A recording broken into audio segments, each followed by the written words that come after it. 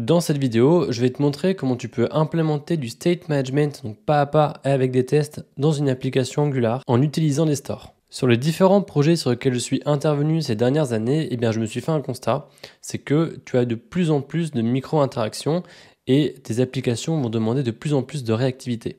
Et pour ça, tu n'as pas besoin d'avoir une application avec un métier très complexe. Peut-être que tout simplement, tu vas vouloir sélectionner un élément dans ton application et qu'en fonction de cette sélection, tu vas devoir mettre à jour d'autres éléments.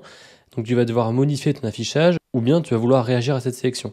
Au début, tu peux avoir un écran ou une application qui va être simple à développer, mais au fur et à mesure, ça va ajouter de plus en plus de complexité. Pendant un certain temps, j'avais l'habitude de gérer ça manuellement parce que je me disais qu'utiliser un store, au final, c'était ajouter une complexité dont je n'avais pas nécessairement besoin sur mes applications. Et tu vois, maintenant, avec un peu plus d'expérience, je pense totalement l'inverse. La plupart des applications gagneraient à mettre en place du state management et en utilisant des stores. Parce que s'ils sont bien utilisés, tu auras des applications qui sont beaucoup plus simples à développer et beaucoup plus simples à tester et tu vas extraire une grosse partie de logique de tes composants. Maintenant, je sais que c'est un sujet qui au début me faisait un peu peur et me semblait très complexe et c'est pour ça j'aimerais faire cette vidéo pour te partager ce que j'ai appris et que tu puisses avoir un avant-goût de ce que peut donner une application qui utilise des stores. Dans cette vidéo, je te montrerai comment mettre en place un store sur ton projet, mais également comment est-ce que tu peux tester tes différentes interactions avec.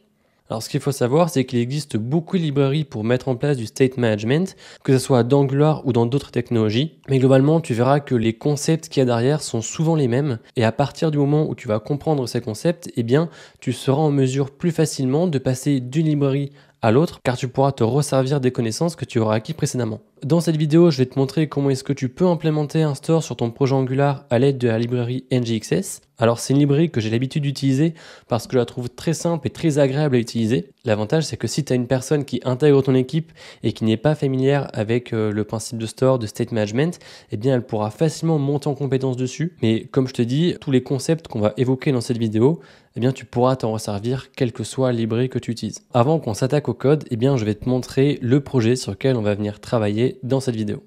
Pour te montrer comment est-ce que tu peux implémenter du state management et utiliser un store dans une application, je te propose de réaliser un dashboard. Sur ce dashboard, l'idée, ça va être de pouvoir suivre les prestations que tu as facturées et les différentes missions que tu as réalisées en tant que freelance. Donc tu vois que ici, je vais avoir des cartes qui me permettront de sélectionner ma mission. Alors pour l'instant, toutes les données sont en dur, mais l'idée c'est que à la fin de cette vidéo, grâce au store, tu verras que toutes les données qu'on va voir affichées ici, donc que ce soit le chiffre d'affaires, le nombre de jours facturés, et donc ici ça va être le chiffre d'affaires par mois ou même le détail de la mission, l'idée, ça serait que si on n'a rien sélectionné, on vienne faire un agrégat de toutes les missions qu'on a réalisées donc sur cette année. Et à partir du moment où tu auras sélectionné une mission, on aimerait que tous les chiffres ici soient uniquement ceux liés à la mission que tu as sélectionnée. Donc tu verras que c'est une problématique intéressante parce que ici, on va avoir besoin de récupérer des missions, mais à partir de cette donnée, dans notre écran, on en aura besoin de différentes façons. Et ce qui va être bien, c'est que là, donc, tu verras qu'on aura un exemple de comment lire, comment récupérer de la donnée. Tu vois qu'ici, j'ai un formulaire sur lequel je vais pouvoir envoyer une facture. Donc l'idée, c'est que tu puisses sélectionner une mission, un mois à facturer, un TJM et le nombre de jours travaillés sur ce mois. Et là, on ne voudra plus seulement afficher la donnée, mais on voudra également venir rafraîchir nos données, tout simplement pour que ça puisse prendre en compte ici la nouvelle facture qu'on aura envoyée. Donc tu vois, je pense que l'exemple du dashboard, c'est quelque chose que tu pourrais rencontrer sur tous les projets et c'est à la fois intéressant parce que tu pourras voir comment est-ce qu'on va récupérer de la donnée, mais également comment est-ce qu'on va en pousser.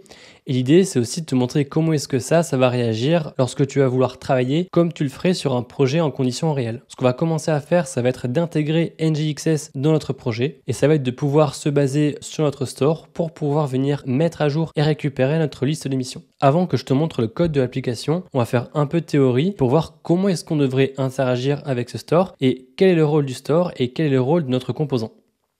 Pour commencer, on va faire abstraction de la partie technique et on va voir les différents traitements qu'on va vouloir mettre en place pour pouvoir récupérer notre liste d'émissions. La première chose, quand tu vas arriver sur ton application ou sur ton écran, c'est que tu vas vouloir récupérer ces missions. Il va nous falloir un moyen depuis ton application, de dire qu'on veut les retrouver, donc de déclencher cette action. Une fois qu'on aura déclenché cette action, il nous faudra un moyen de réagir dessus, donc de l'intercepter pour pouvoir faire les traitements associés. Une fois que tu auras intercepté cette action, eh bien, tu devras faire un appel à ton API pour récupérer les missions à partir de ton back-end ou de n'importe quelle source de données. Ensuite, une fois que tu auras une réponse de ton back-end, eh bien, tu vas être en mesure de récupérer ces missions. Ce qu'il te faudrait maintenant, c'est de pouvoir exploiter la donnée qui est contenue dans cette réponse. En fait, ce qu'on aimerait faire, c'est qu'on aimerait déclencher un traitement. On va indiquer qu'on a récupéré nos missions. Maintenant qu'il faut qu'on fasse quelque chose avec. Une fois qu'on aura déclenché notre action, donc on va appeler mission récupérée, de la même manière, il faudrait qu'on soit en mesure sur l'application donc de l'intercepter pour pouvoir réagir dessus. Et quand tu auras déclenché ton action pour récupérer tes missions et que tu seras en mesure de réagir dessus, eh bien il nous faudrait un moyen de mettre à jour nos données pour pouvoir s'en resservir plus tard. Et enfin, quand tu auras mis à jour tes données, ce qu'il te faudra, ce sera un moyen de venir la récupérer pour qu'on puisse afficher nos différentes cartes sur notre dashboard. Maintenant, ce qu'on va voir, c'est quelles sont les responsabilités de notre vue, donc de notre composant et du store. Dans ton application, il va te falloir un moyen donc de déclencher cette action pour dire que tu veux récupérer les missions. Et cette action, elle va être déclenchée depuis ta vue, depuis ton dashboard. Par exemple, ça pourrait être que quand tu arrives sur la page du dashboard, tu voudrais lancer le traitement pour pouvoir récupérer tes missions. Une fois que tu auras déclenché cette action, tous les traitements pour savoir comment est-ce que tu vas récupérer ta donnée, comment est-ce que tu vas travailler avec, comment est-ce que tu vas la stocker, ça va être la responsabilité du store. Donc c'est pas quelque chose dont tu vas t'occuper au niveau de ta vue. Et enfin, pour afficher les missions, eh bien c'est quelque chose que tu vas faire depuis ton composant pour pouvoir afficher tes différentes cartes. C'est important que tu gardes en tête que le rôle de ta vue ou de ton composant, ça va tout simplement être d'émettre des actions et de récupérer des résultats. Toute la logique est liée à la manière dont tu vas récupérer ta donnée, dont tu vas stocker cette information. Et bien ça, c'est quelque chose que tu as centralisé dans le store. Et un deuxième point qui est important de noter et à garder en tête, c'est que très souvent, eh bien, on a tendance à penser que le state management, c'est uniquement intéressant quand tu veux utiliser des données qui sont communes dans toute ton application. Mais ce qu'il faut que tu aies en tête dès le début, et tu verras ça dans cette vidéo, c'est que c'est effectivement très intéressant de pouvoir stocker la donnée que tu as partagée de façon commune dans toute une application, mais ça ne doit pas s'arrêter à ça. Dans notre cas, pour le dashboard, eh bien, ça serait très intéressant d'avoir un state qui va contenir toute la donnée pour cet écran, et comme ça, après, tu pourras réagir dessus très facilement. Ok, donc maintenant, je vais te montrer comment est-ce qu'on peut implémenter cette fonctionnalité. Avant de te montrer comment on peut faire pour récupérer les différentes missions, je vais te présenter rapidement comment est structurée notre application. Si tu as déjà vu ma vidéo dans laquelle je te montre comment j'architecture mes applications, tu verras qu'on retrouve la même structure, à savoir que tu auras un core, un shared et un views. Dans le dossier Views, je vais avoir un dossier qui va être réservé à mon écran donc pour le dashboard. Et au sein de ce dashboard, eh bien, je vais avoir mon dashboard component à la racine qui va contenir mon écran. Et à l'intérieur de ce dossier, j'ai également un dossier component dans lequel je vais mettre tous les composants dont je vais me servir pour mon écran. Maintenant, si on regarde le dossier core, à l'intérieur, je vais avoir mes ports et mes adapteurs. Dans le dossier port, je vais avoir mon dashboard gateway depuis lequel je vais pouvoir récupérer mes missions. Dans mon dossier adapteur, je vais avoir ici donc l'implémentation in-memory de mon dashboard gateway dans lequel je vais venir pouvoir initialiser les données que je vais utiliser et dans lequel je vais pouvoir récupérer mes données donc comme si c'était sur une API. Et enfin, dans le dossier modèle, eh bien, je vais avoir les différents modèles qu'on va utiliser dans notre application et j'ai également des builders qui vont me permettre de simplifier l'initialisation de mes données, que ce soit lorsque je vais vouloir travailler en local ou bien pour mes tests unitaires. La première chose qu'on va faire, ça va être d'ajouter NGXS dans notre projet. Pour pouvoir ajouter NGXS sur notre projet, eh bien, il te suffit d'ajouter la dépendance, donc comme tu le ferais pour n'importe quel package. Et une fois que ta dépendance est ajoutée, eh bien, tu vas devoir mettre à jour ton app.config.ts. Si jamais tu n'es pas encore sur une application standalone, eh bien, tu le fais dans ton app module.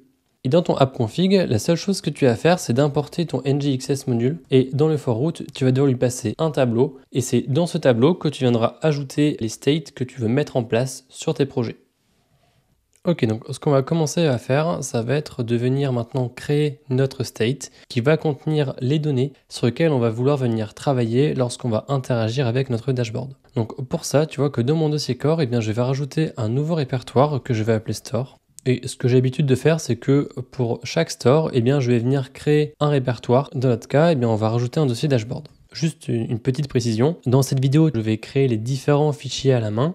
Dans le cas d'une vraie application, tu as aussi des schematics en fait, qui sont mis à disposition par NGXS pour que tu puisses générer tous tes fichiers directement depuis la ligne de commande. Pour cette vidéo, je prends la décision de les créer à la main pour te montrer vraiment pas à pas comment est-ce qu'on va tout mettre en place. Mais si tu t'en sers sur un projet réel, je t'encourage à passer par les schematics car ça te permettra de gagner du temps. Donc dans mon dossier dashboard, eh bien, je vais venir créer un nouveau fichier, dashboard.state.ts. On va créer une nouvelle classe qu'on va appeler dashboard state. Pour que ton state soit accessible, eh bien, il faut que tu rajoutes ici le décorateur injectable. Et tu auras également besoin de venir lui rajouter un autre décorateur donc, que tu vas appeler state, que tu vas récupérer directement de NGXS. Donc tu vois que ce décorateur va prendre un type en paramètre, donc on va venir le déclarer juste au-dessus. Et dans ce type, eh bien, tu vas tout simplement avoir toutes les propriétés qui seront contenues dans ton state. On va tout simplement lui passer une propriété mission qui aura pour type un tableau de mission. Les missions, donc là j'ai déjà fait le modèle, mais c'est tout simplement un objet qui va avoir un ID, un nom, un rôle, une description, un contact, un tableau de facture et un tableau de compétences. Maintenant qu'on a créé l'interface qui va contenir le modèle de notre state, on va lui passer un nom. Donc en l'occurrence, on va appeler dashboard. En fait, ce nom, ça va être la propriété que tu vas appeler depuis ton store au global pour pouvoir accéder à ce state. Maintenant, ce que je te propose, c'est qu'on va venir créer un fichier de test associé à notre dashboard state pour qu'on puisse implémenter les fonctionnalités au fur et à mesure et qu'on s'assure que tout continue de fonctionner. Je vais venir créer un deuxième fichier que je vais appeler dashboard.state.spec. Et dans ce fichier, eh bien, je vais créer un describe dans lequel je vais pouvoir en fait faire tous mes tests qui vont concerner mon dashboard state. Le premier test qu'on pourrait vouloir mettre en place, ça serait de s'assurer que notre state est bien la bonne valeur par défaut. Donc je vais commencer par créer un nouveau test que je vais par exemple appeler it should have default values. Donc je vais vouloir récupérer la valeur de mon dashboard state. Par défaut, je voudrais avoir une propriété mission qui soit valorisée à vide. Donc tu vois que là j'ai une erreur parce qu'il me dit qu'effectivement le store n'est pas défini. Je vais commencer par créer une propriété qui va contenir notre store. Dans le before each, comme on l'a fait dans le app config, je vais venir en fait importer mon NGXS module. Donc là, ce qu'il me suffit de faire, c'est que j'ajoute un tableau d'import. Dans ce tableau d'import, je rajoute mon NGXS module .forRoute. Et maintenant, je vais rajouter mes imports. Je vais tout simplement, entre chaque test, venir alimenter mes variables store ici en récupérant l'instance du store qui est passée à chaque test. Une fois que j'ai fait ça, eh bien, je vais lancer mes tests. Et tu vois qu'ici, eh j'ai une erreur, ce qui est normal parce que je m'attends à avoir par défaut un state avec un tableau de mission qui est vide. Mais pour l'instant, eh j'ai pas de valeur. Pour pouvoir faire passer ce test, on va alimenter la propriété default et on va tout simplement lui passer une propriété mission qui est initialisée avec un tableau vide. Maintenant, je relance mon test pour m'assurer que tout fonctionne. Et ok, on a déjà mis en place le state sur notre application. Maintenant qu'on a mis en place notre state, eh bien, on va pouvoir vraiment rentrer dans le vif du sujet. Et ce qu'on va chercher à faire, ça va être de pouvoir être en mesure de récupérer les missions pour pouvoir les afficher sur notre dashboard. Pour faire ça, eh bien, ce que je te propose, c'est qu'on va partir de nouveau d'un test. On pourrait l'appeler it should retrieve missions. La première chose qu'on voudra faire, ça va être d'indiquer les missions qu'on est censé récupérer. Le deuxième point, ça va être de pouvoir émettre notre action sur laquelle on va souhaiter réagir pour pouvoir récupérer ces missions. Et la troisième étape, eh bien, ça va être de pouvoir vérifier que ces missions récupérées, c'est bien celles qu'on a indiquées et que notre state est bien mis à jour. Pour pouvoir indiquer les missions qu'on est censé récupérer, je vais vouloir me baser sur mon dashboard gateway. Et dans ce dashboard gateway, j'ai une propriété que j'ai appelée withmissions et dans laquelle je vais pouvoir lui passer un tableau pour récupérer une mission par défaut. Donc maintenant, ce dashboard gateway, il n'existe pas encore, donc c'est pour ça qu'ici j'ai une erreur. Donc on va tout de suite commencer par le rajouter dans notre test. Donc ici, sous mon store, je vais rajouter une nouvelle propriété, donc dashboard gateway. Cette propriété, eh bien, elle sera de type in-memory dashboard gateway. Dans la configuration de mon test, je vais rajouter un provider et je vais venir lui indiquer que lorsque je vais vouloir récupérer la dépendance injectée pour le dashboard gateway, eh bien, je vais vouloir récupérer ma propriété dashboard gateway. Entre chaque test, eh bien, je vais vouloir lui passer une nouvelle valeur pour être sûr d'avoir un nouveau contexte entre chaque test et de ne pas avoir d'effet de bord. Maintenant, ce qu'il va falloir faire, c'est qu'on a un moyen de déclencher une action pour dire qu'on souhaite récupérer les missions. Ce qu'on va vouloir faire, c'est que depuis notre vue, eh bien, on va déclencher une action ici qui va s'appeler retrieve missions. Et ça va se faire via la fonction dispatch. Donc maintenant, cette action, eh bien, elle n'existe pas. Donc ce qu'on va faire, c'est qu'on va la créer. Donc je retourne dans mon dossier dashboard et ici, je vais créer un nouveau fichier. Ce fichier, je vais l'appeler dashboard.action. C'est dans ce fichier qu'on aura toutes les actions qui vont être liées à notre dashboard. Pour déclarer une action avec NGXS, il te suffit tout simplement de créer une classe avec le nom de l'action que tu veux créer. Et la seule propriété qui va être requise, ce serait que tu aies une propriété qui s'appelle type, qui va contenir une chaîne de caractères avec des informations sur cette action. Par convention, tu verras que entre crochets ici, tu vas définir qu'est-ce qui est à l'origine de cette action. Dans notre cas, on va s'en servir depuis notre page du dashboard. Et ensuite, tu vas avoir une description de ce que cette action doit faire. Maintenant qu'on a créé notre action, il nous suffit de l'importer dans notre test. Donc on a fait notre deuxième étape. Ce qu'on va vouloir s'assurer, c'est que lorsque notre action Retrieve Missions ici va être émise, on va bien récupérer toutes les missions qui vont nous être envoyées par notre backend, par notre gateway, et que notre state va être mis à jour. Pour ça, je vais vouloir m'assurer que lorsque je vais accéder à mon dashboard state, je vais avoir une propriété mission qui soit alimentée avec la même mission que celle que j'ai passée ici dans ma gateway. Et tu vois que si je lance mon test, eh bien effectivement ça ne marche pas, tout simplement parce que ici je m'attends à avoir un objet, mais pour l'instant eh bien on ne lui a pas encore passé de valeur. On a encore la valeur par défaut et on a un tableau vide. Donc comment est-ce que tu peux faire depuis ton state pour vraiment pouvoir réagir à cette action et venir faire les traitements et derrière venir mettre à jour ton state? Pour ça, c'est très simple. Dans NGXS, tu vas avoir un décorateur action qui t'est mis à disposition et dans ce décorateur, tu vas lui passer tout simplement l'action sur laquelle tu vas écouter. Et ce décorateur, tu vas venir l'appliquer sur une fonction et cette fonction peut prendre deux paramètres. Le premier paramètre que tu auras à disposition, ça va être un paramètre de type stateContext qui va te permettre d'interagir avec ton state. Elle peut également prendre un deuxième paramètre, donc on verra dans la suite de cette vidéo, qui permet de récupérer les données que tu veux passer dans ton action. Cette fonction, elle va te retourner un observable. Et dans notre cas, ce qu'on va vouloir faire, c'est qu'on va vouloir appeler notre dashboard gateway. Et dans le dashboard gateway, on voudra appeler la méthode retrieve missions. Alors ici, le dashboard gateway n'existe pas parce qu'on ne l'a pas encore déclaré. Donc ce qu'on va commencer à faire, c'est qu'on va injecter cette dépendance dans notre state. Le retrieve mission ici va nous renvoyer un observable avec les missions qui va être retournées depuis notre gateway. Donc dans mon tap ici, j'ai accès à ces missions. Et ce que je vais venir faire, c'est que sur notre state context, tu vois qu'on a plusieurs méthodes. Mais la méthode qui va nous intéresser ici, ça va être la méthode patch state qui va te permettre en fait de mettre à jour une propriété de ton state. Et dans notre cas, eh bien, on va mettre à jour nos missions. Je vais relancer mon test. Et maintenant, notre test passe bien. Et tu verras que c'est la même logique qu'on aura pour toute cette vidéo et pour toutes les actions. C'est que ton state va écouter sur le dispatch de l'action que tu vas lui passer en paramètre ici. Et à chaque fois que cette action va être émise, eh bien, tu vas repasser dans cette méthode. Dans notre cas, on va venir faire un appel à notre gateway. Et lorsqu'on va récupérer le résultat, eh bien, ici, on va faire un tap dans lequel on va venir mettre à jour notre state. Alors ici, j'aimerais juste apporter une petite précision. Dans beaucoup de projets, on utilise NGRX, donc qui est une autre librairie et qui, je pense d'ailleurs, est la principale utilisée pour mettre en place du state management d'Angular.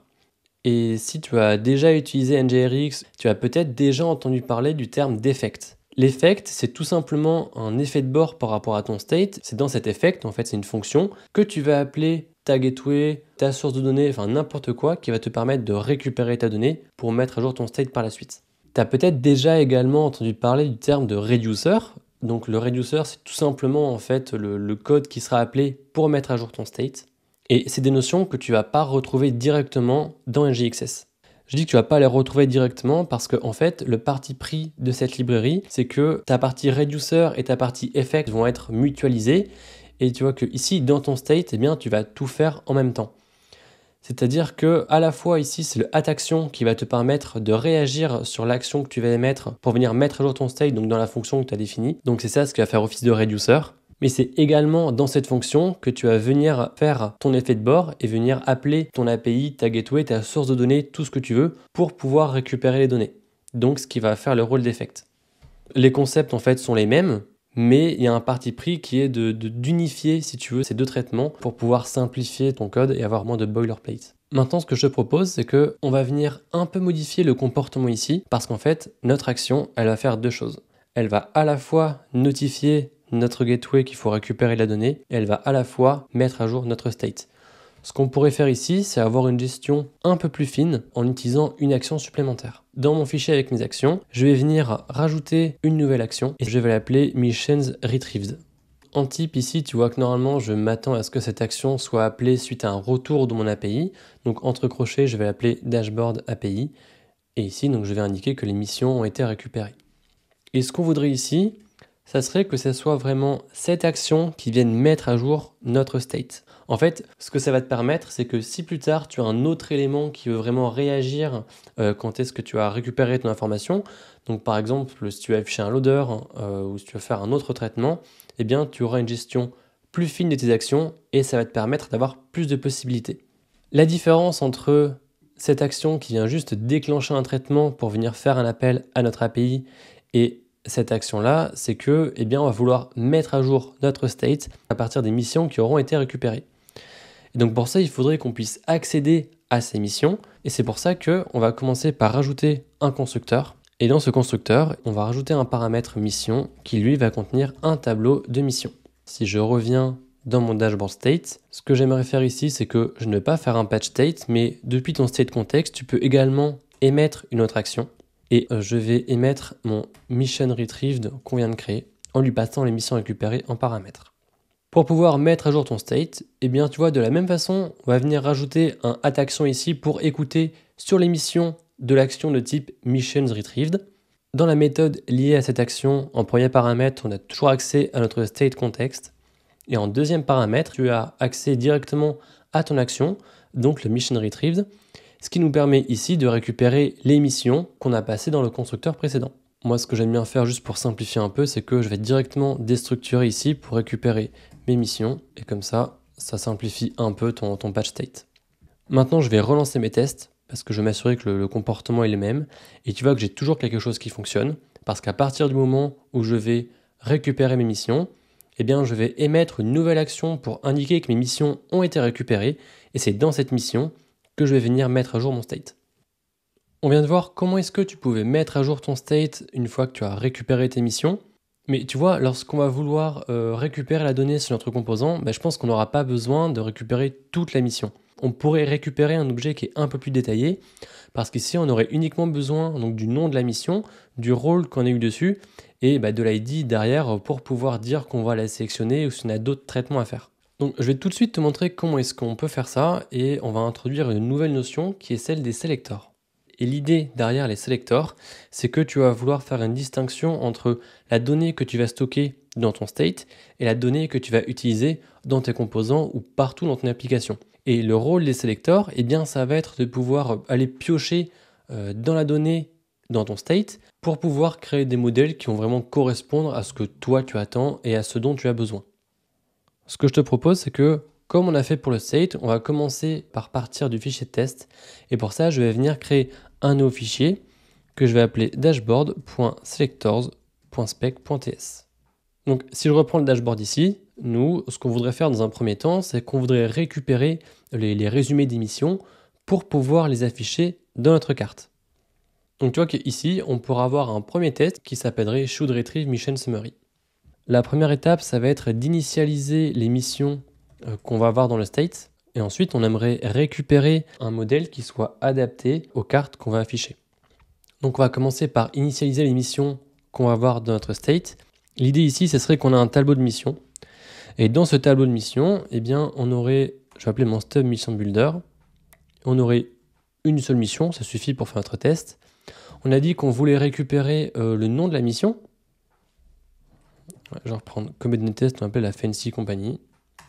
Dessus, j'aimerais également renseigner le rôle que j'ai eu. Donc je pourrais dire lead dev par exemple. Et on voudrait également indiquer l'ID de cette mission. Et tu vois, ce qu'on aimerait en fait, ce serait qu'on récupère un tableau qui va contenir pour chaque mission un objet avec ses trois propriétés. Donc je vais commencer par écrire mon insertion et tu verras qu'on va revenir dessus après. Dans mon expect, eh bien, je vais vouloir appeler mon dashboard selectors, qui sera un fichier qu'on va créer juste après. Dans ce dashboard selectors, eh bien, je pourrais imaginer avoir une propriété summaries. Dans cette propriété, eh bien, je vais lui passer en paramètre les missions que je vais récupérer de mon state. Et lorsque je vais appeler mon selector, eh bien, tu vois, je vais m'attendre à avoir un tableau avec ici mes trois propriétés. En fait, tu peux voir ton selector comme un getter que tu vas appeler directement depuis ton composant. Donc maintenant, je vais venir créer mon nouveau selector. Donc, toujours pareil, dans mon dashboard, ici, je viens créer un nouveau fichier TypeScript que je vais appeler dashboard.selectors. Dans ce fichier, je vais venir créer une nouvelle classe que je vais appeler dashboard_selectors. Et dans cette classe, je vais venir définir une fonction statique qui va s'appeler summaries. Dans cette fonction, je vais appeler la méthode createSelector qui est mise à disposition par NGXS. Et cette méthode, elle va prendre deux paramètres. Le premier, ça va être des données. Dans notre cas ici, on aimerait bien avoir des missions. Et le deuxième paramètre va contenir en fait une fonction qui va récupérer tous les paramètres que tu lui as passés juste au-dessus. Et à partir de ça, tu vas venir appliquer une transformation. Et pour chacune de ces missions, eh bien, on va vouloir récupérer l'ID, le nom, et on va également vouloir récupérer le rôle. Maintenant ici, comment est-ce que tu pourrais récupérer tes missions? Ce que tu pourrais faire, c'est que tu pourrais récupérer directement ton dashboard state qui serait le type dashboard state model et tu pourrais récupérer tes missions de cette façon. Mais ce qu'il faut que tu gardes en tête, c'est que ton sélecteur ici sera rappelé à chaque fois que les propriétés que tu vas lui passer dans ce tableau en paramètres vont émettre une nouvelle valeur. Alors, dans notre cas, dans le dashboard state, eh bien pour l'instant, on n'a qu'une seule propriété, donc ça ne nous pose pas trop de problèmes. Mais tu pourrais imaginer sur un projet réel que tu veuilles gérer plusieurs notions. Et toi, ce que tu aimerais, c'est uniquement repasser dans ce sélecteur, dans cette fonction, donc pour pouvoir recalculer ta nouvelle liste uniquement quand tes missions auront été modifiées. Ce que tu peux faire pour éviter de devoir passer tout ton state et donc de passer uniquement les propriétés et les éléments qui t'intéressent, tu vas pouvoir déclarer une propriété statique. Alors je vais appeler slice par exemple. Et cette propriété, tu vas alimenter en appelant la méthode createPropertySelectors qui est mise à disposition par NGXS. Donc tu vas lui passer ton state en paramètre et ensuite ici en type, tu vas lui préciser ton dashboard state model. Ce que va faire cette propriété, c'est qu'elle va contenir toutes les propriétés de ton dashboard state model. Ça va te créer un sélecteur donc pour accéder vraiment à la propriété qui t'intéresse, ce qui te permettra derrière très facilement d'y accéder dans tes différents sélecteurs. Ici, on a quelque chose d'un peu plus fin parce que au lieu d'appeler tout notre dashboard state, on pourra appeler notre dashboard selectors en lui passant la propriété slice et en récupérant nos missions. Et ici, bien, je vais modifier parce que je n'aurai plus mon state, mais je vais récupérer uniquement des missions. Ok, donc maintenant c'est une bonne chose parce que on a vu dans le state comment est-ce qu'on pouvait interagir pour venir mettre à jour et stocker les données. Comment est-ce que tu pouvais venir appliquer des transformations à partir des propriétés que tu as stockées dans ton state, dans ton selector. Maintenant, ce qui va nous manquer, ça va être de pouvoir en fait connecter ces deux notions avec ton composant. Pour te montrer ça, je retourne dans mon dashboard component et tu vois que ici, pour l'instant, je récupère directement les missions depuis ma gateway. On va récupérer le store via la méthode inject. Je vais rester dans la méthode toSignal parce que notre sélecteur, lorsqu'on va l'appeler, il va nous renvoyer un observable. Mais ce qui me reste à faire, c'est que j'appelle mon store, j'appelle la méthode select et dans cette méthode, je vais lui passer mon dashboard selectors et je vais appeler ma méthode summaries. Je vais passer un deuxième paramètre à ma méthode toSignal pour lui indiquer une valeur initiale et donc je vais mettre un tableau vide qui sera de type mission summary. Ce type, on ne l'a pas créé, donc je vais directement venir rajouter mon modèle ici. Dans le dossier modèle, je vais rajouter un nouveau fichier que je vais appeler missionsummary.model.ts et je vais venir exporter mon interface. Et cette interface, donc, elle va contenir un ID, un name qui va également être un string et un role. Maintenant, je reviens dans mon dashboard component, j'importe mon nouveau modèle. Il va me rester une dernière modification, c'est que dans le ngxs module.forRoute, on n'a pas encore renseigné notre dashboard state, donc je vais le rajouter ici. Maintenant, si je reviens sur mon composant, tu vois que mes cartes ne sont pas affichées. Ce qui se passe, c'est que notre state, alors là, on va bien récupérer notre sélecteur, on va bien se brancher dessus, mais à aucun moment, notre state n'a été mis à jour pour aller récupérer les missions depuis notre gateway. Donc, ce qui va nous manquer ici pour pouvoir afficher les cartes qu'on avait précédemment, ça va être de faire un dispatch pour émettre l'action Retrieve Missions. Typiquement, tu pourras le faire depuis le constructeur ou le ng-init. Ce que j'aime bien faire, c'est que quand je dois émettre une action pour initialiser la donnée ou pour récupérer les données sur mon écran, j'aime bien passer par le routeur directement. Je vais revenir dans le app config. Donc ce que je vais faire, c'est que je vais déclarer ici mon tableau de route. Alors je n'aurai une seule parce que je vais avoir qu'un seul écran. Je vais tirer parti du resolver. C'est une fonctionnalité permise par Angular qui va te permettre de récupérer de la donnée avant de naviguer sur ton écran. Et c'est uniquement quand cette donnée aura été récupérée que tu vas pouvoir passer dans ton composant. Alors ici, je vais un peu dévier l'utilisation du resolver parce que ce qui m'intéresse, c'est pas de récupérer cette donnée, mais c'est uniquement de déclencher mon action. Ce qui va me rester à faire, c'est que dans mes providers, dans l'app config, ici, on va rajouter une ligne pour passer à un provide router. Et dans ce router, je vais lui passer les routes qu'on vient de définir précédemment.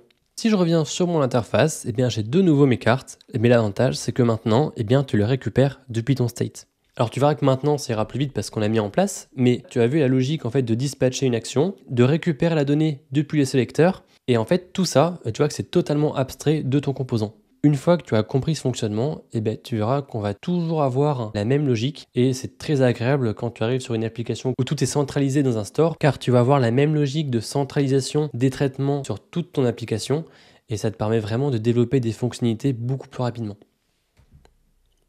Maintenant qu'on est en mesure d'afficher les différentes cartes liées aux missions qu'on a déjà réalisées, ce qu'on va chercher à faire, ça va être de pouvoir sélectionner une mission. L'idée ici, ça sera que lorsque je vais cliquer par exemple sur Fancy Company, eh bien je vais m'attendre à ce que visuellement j'ai un moyen de voir qu'elle est sélectionnée. Et ça nous servira également parce que dans la suite de la vidéo, ce que je t'ai dit au début, c'est que ce qu'on cherche à avoir, c'est qu'on vienne mettre à jour toutes les informations ici à partir de cette sélection. Je vais venir créer un nouveau test ici dans mon dashboard state.spec.ts. Dans ce test, eh bien, je vais m'assurer qu'on soit en mesure de sélectionner une mission. Comme le test précédent, ce qu'on va commencer à faire, c'est qu'on va dispatch une nouvelle action pour l'appeler mission selected. En paramètre, on pourrait lui passer l'ID de notre mission pour pouvoir la récupérer après. Alors, on a une erreur parce que le mission selected, c'est une action qui pour l'instant n'existe pas. Donc, ce qu'on va faire, c'est qu'on va venir dans notre fichier dashboardactions.ts et qu'on va commencer par rajouter cette nouvelle action. Dans cette action, eh bien, le type qu'on va renseigner à dashboard page est mission selected. Et tout simplement, elle va prendre en paramètre un mission ID qui va nous permettre d'identifier l'élément qu'on a récupéré. Si je reviens dans mon test, eh bien, je vais commencer par importer cette nouvelle action. Et maintenant, ce que je vais m'attendre, c'est que lorsque je vais récupérer l'état de mon dashboard state, ce que j'aimerais, c'est que j'ai une propriété selected mission ID qui soit valorisée à mission ID. Alors tu vois que mon test tombe en erreur et c'est le résultat que j'attends parce que c'est une propriété qu'on n'est pas encore venu alimenter. Donc je vais aller dans mon dashboard state. Dans mon dashboard state model ici, je vais venir rajouter ma propriété selected mission ID qui sera de type string ou nul. Et par défaut, je vais venir le valoriser à nul. Je vais également venir réagir sur l'action qu'on vient de créer. Et dans cette méthode, eh bien, je vais venir mettre à jour mon state avec l'ID de la mission qui a été sélectionnée. Maintenant, je vais relancer mon test. Et tu vois que le dernier test qu'on vient de décrire, eh bien, il passe bien. Par contre, on a cassé les deux tests précédents. Et effectivement, le should have default values, c'est tout simplement parce que maintenant, effectivement, on n'a pas juste une propriété mission, mais qu'on a également une propriété selected mission ID qui est valorisée à nul. Donc, je viens modifier mon test. Tu vois que lui, il passe bien. Et de la même façon ici, lorsqu'on veut récupérer les missions, pour l'instant, on regardait l'état global de notre state. Je pense qu'il pourrait être plus intéressant ici, c'est qu'on veut vraiment récupérer les missions et on ne veut pas venir contrôler l'état entier de notre state. Si je relance les tests, tu vois que tout fonctionne et qu'on est déjà en mesure de récupérer l'ID de la mission sélectionnée. Maintenant, donc c'est cool parce qu'on peut stocker cette information au niveau du state, mais ce qu'on voudrait, c'est qu'on puisse l'exploiter pour pouvoir indiquer visuellement qu'il faut indiquer notre carte comme sélectionnée. Ce qu'on pourrait faire ici, c'est que on va vouloir venir modifier le résultat qui va être retourné par notre sélecteur ici, donc le summaries. Et ce qu'on pourrait imaginer, c'est que dans notre mission summary, on voudrait rajouter une nouvelle propriété qui pourrait être selected et qui serait de type booléen. De récupérer les missions depuis mon state, ça ne me suffit pas parce que ce que j'aimerais également avoir, c'est que j'aimerais avoir accès à l'ID de la mission qui a été sélectionnée. Donc je vais créer une nouvelle propriété que je vais appeler selected mission ID et que je vais valoriser à mission ID. Donc il va être le même que je vais avoir ici sur ma mission. Ce que je vais m'attendre, c'est tout simplement que ici, je vais avoir une nouvelle propriété selected qui sera valorisée à true. Et ce que je vais également devoir faire, c'est que je vais vouloir passer ma nouvelle propriété, donc le selected mission ID, en paramètre de mon sélecteur. Alors ici, j'ai une erreur parce que effectivement, au niveau de mon summaries ici, je ne lui précise pas que j'en ai besoin, mais je vais tout simplement venir lui passer un deuxième paramètre. De la même façon, je vais appeler mon dashboard selector, mon slice et mon selected mission ID. Et maintenant, je vais également devoir le rajouter ici. Dans mon sélecteur, je vais rajouter une nouvelle propriété. Et cette propriété, je vais tout simplement m'assurer que l'ID est le même que l'ID de la mission sélectionnée s'il est renseigné. Donc maintenant, je vais relancer mes tests pour m'assurer que tout fonctionne correctement. Et tu vois que j'ai bien maintenant dans mon mission summary que je suis en mesure de récupérer cette nouvelle donnée. Maintenant, si je reviens sur mon dashboard components, tu vois qu'ici, on allait récupérer notre tableau de mission summary et qu'ensuite, on venait passer un input avec la mission sur notre composant ici qui s'appelle le mission summary component. Ce qui me reste à faire, c'est que je vais revenir ici sur mon composant. J'ai juste préparé une classe selected qui va venir mettre en évidence la border si cette carte est sélectionnée. Et ce qui va me rester à faire, ça va être de venir appliquer cette classe Donc je vais dire le class.selected que je vais venir valoriser avec le mission.selected qu'on a calculé dans notre sélecteur juste avant. Maintenant, si je reviens sur mon interface, eh bien tu vois que, alors effectivement, quand je clique dessus, elle n'est pas sélectionnée. En fait, ce qui se passe, c'est que pour l'instant, je suis bien en mesure de récupérer si la mission est sélectionnée ou pas. Donc on va bien l'alimenter au niveau du sélecteur. Mais ce que j'ai oublié de faire, c'est que je ne vais jamais déclencher cette action. Lorsque je vais boucler pour afficher les différentes cartes liées à mes missions, je veux également réagir au clic sur une de ces missions et je vais vouloir donc la sélectionner. Et pour faire ça, eh bien, je vais tout simplement créer une nouvelle méthode selectMission qui va prendre un mission ID en paramètre. Et dans cette méthode, eh bien, je vais tout simplement déclencher une action en appelant la méthode dispatch de mon store, comme on l'a fait précédemment pour pouvoir récupérer les missions sur le dashboard.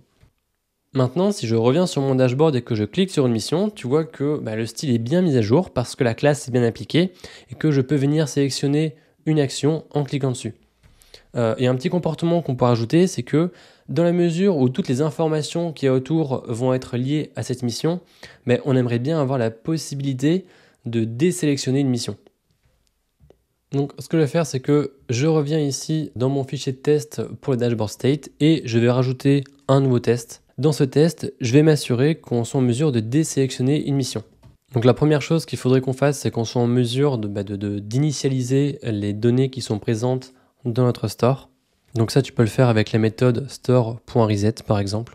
Dans ce store.reset, ça va être le store global. Donc ici, tu vas commencer par lui renseigner une propriété dashboard qui va contenir toutes les propriétés stockées dans ton dashboard state.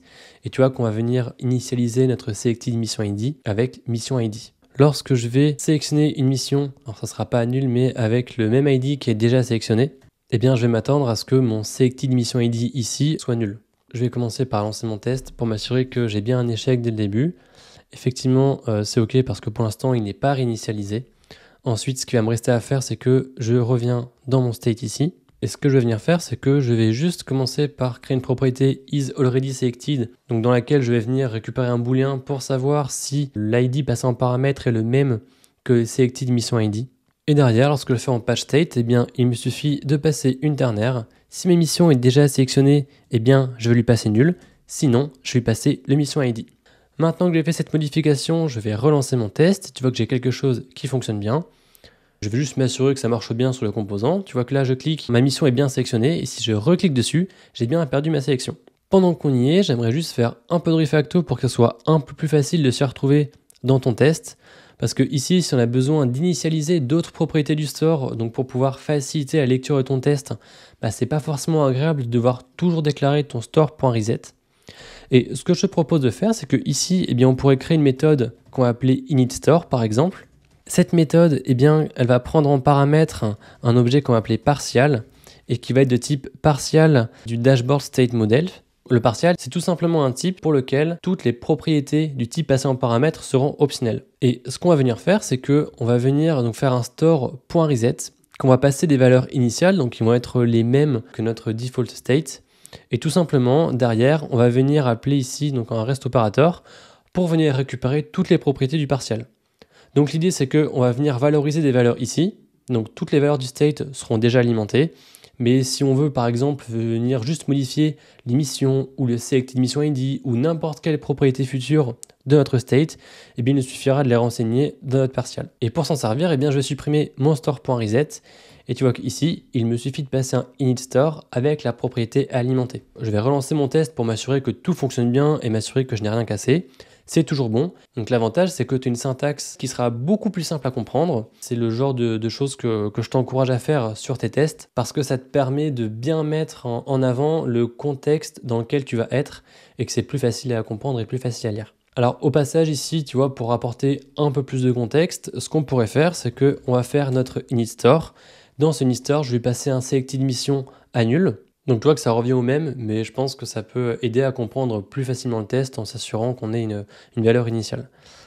Donc de la même façon, je vais relancer mes tests pour m'assurer que tout fonctionne et c'est OK. Donc maintenant, on est en mesure de sélectionner une mission, de l'afficher sur notre interface. Et tu vois, le point qui est super intéressant, c'est que cette sélection, on la déclenche depuis notre dashboard component. Par contre, derrière, toute la logique de savoir est-ce que c'est sélectionné et derrière, si tu as besoin d'interagir avec cet ID, c'est pas quelque chose que tu vas faire depuis ta vue. c'est quelque chose qui est centralisé dans ton store, dans ton state. Et derrière, c'est quelque chose que tu vas venir calculer ponctuellement lorsque tu en as besoin dans ton sélecteur.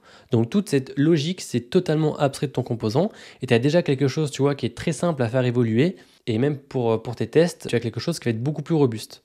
Et un dernier point, avant qu'on passe à la prochaine fonctionnalité, tu vois que dans tous mes composants, eh bien, je n'ai aucun test. Pour moi, idéalement, tes composants devraient être le plus simple possible. Ils devraient avoir le moins de comportement. C'est pour ça que quand j'utilise des stores sur les différents projets sur lesquels j'interviens, je fais le choix de ne pas tester mes composants. Par contre, à la place, je vais tester mes states et mes selectors parce que c'est là-dedans que je vais avoir toute la logique. Que ce soit une logique de traitement, donc dans ton state, ou une logique d'affichage dans ton selectors. Et l'avantage, c'est que puisque tu n'as pas de dépendance avec d'autres éléments, c'est beaucoup plus simple à tester et ça te permet d'aller beaucoup plus vite dans tes développements. Maintenant qu'on est en mesure de pouvoir sélectionner une mission, ce qu'on va chercher à faire, ça va être, tu vois, ici, de venir mettre à jour le détail de la mission, donc en fonction de la mission qu'on a sélectionnée. Pour le moment, toute la donnée que tu vois ici, elle est en dur, mais l'idée, ça serait qu'on fasse ça en 2 temps, c'est que lorsqu'on sélectionne une mission, on va vouloir voir ce détail qui est affiché, et lorsqu'on n'aura pas sélectionné une mission, on pourrait vouloir afficher un message, tout simplement pour dire qu'il faut sélectionner une mission pour voir le détail. Avant de te montrer comment est-ce qu'on va mettre ça en place au niveau du state et des selectors, je vais te montrer rapidement à quoi ressemble le composant qui va afficher ce détail de la mission. Tu vois que tout simplement ici, on va avoir une carte dans laquelle on va afficher nos différents champs et on va également avoir un autre composant qui va servir à afficher le contact. Donc tu vois, pour afficher cette zone-là. Et le composant dont on va se servir pour afficher les informations du contact, tu vois qu'on va lui passer le contact ici en input et ça va être un composant de présentation assez classique. Donc si je reviens sur le composant qui va contenir le détail, pour l'instant, je vais récupérer une mission. Cette mission, donc je vais l'alimenter ici avec mon stub mission builder avec les informations qui m'intéressent donc pour pouvoir les afficher dans cet écran. Donc je vais stocker cette mission dans un signal, mais derrière, j'aurai également besoin d'accéder à la dernière facture de la mission. Donc, je vais m'en servir ici pour afficher le champ avec le dernier TJM et la date à laquelle cette facture a été envoyée.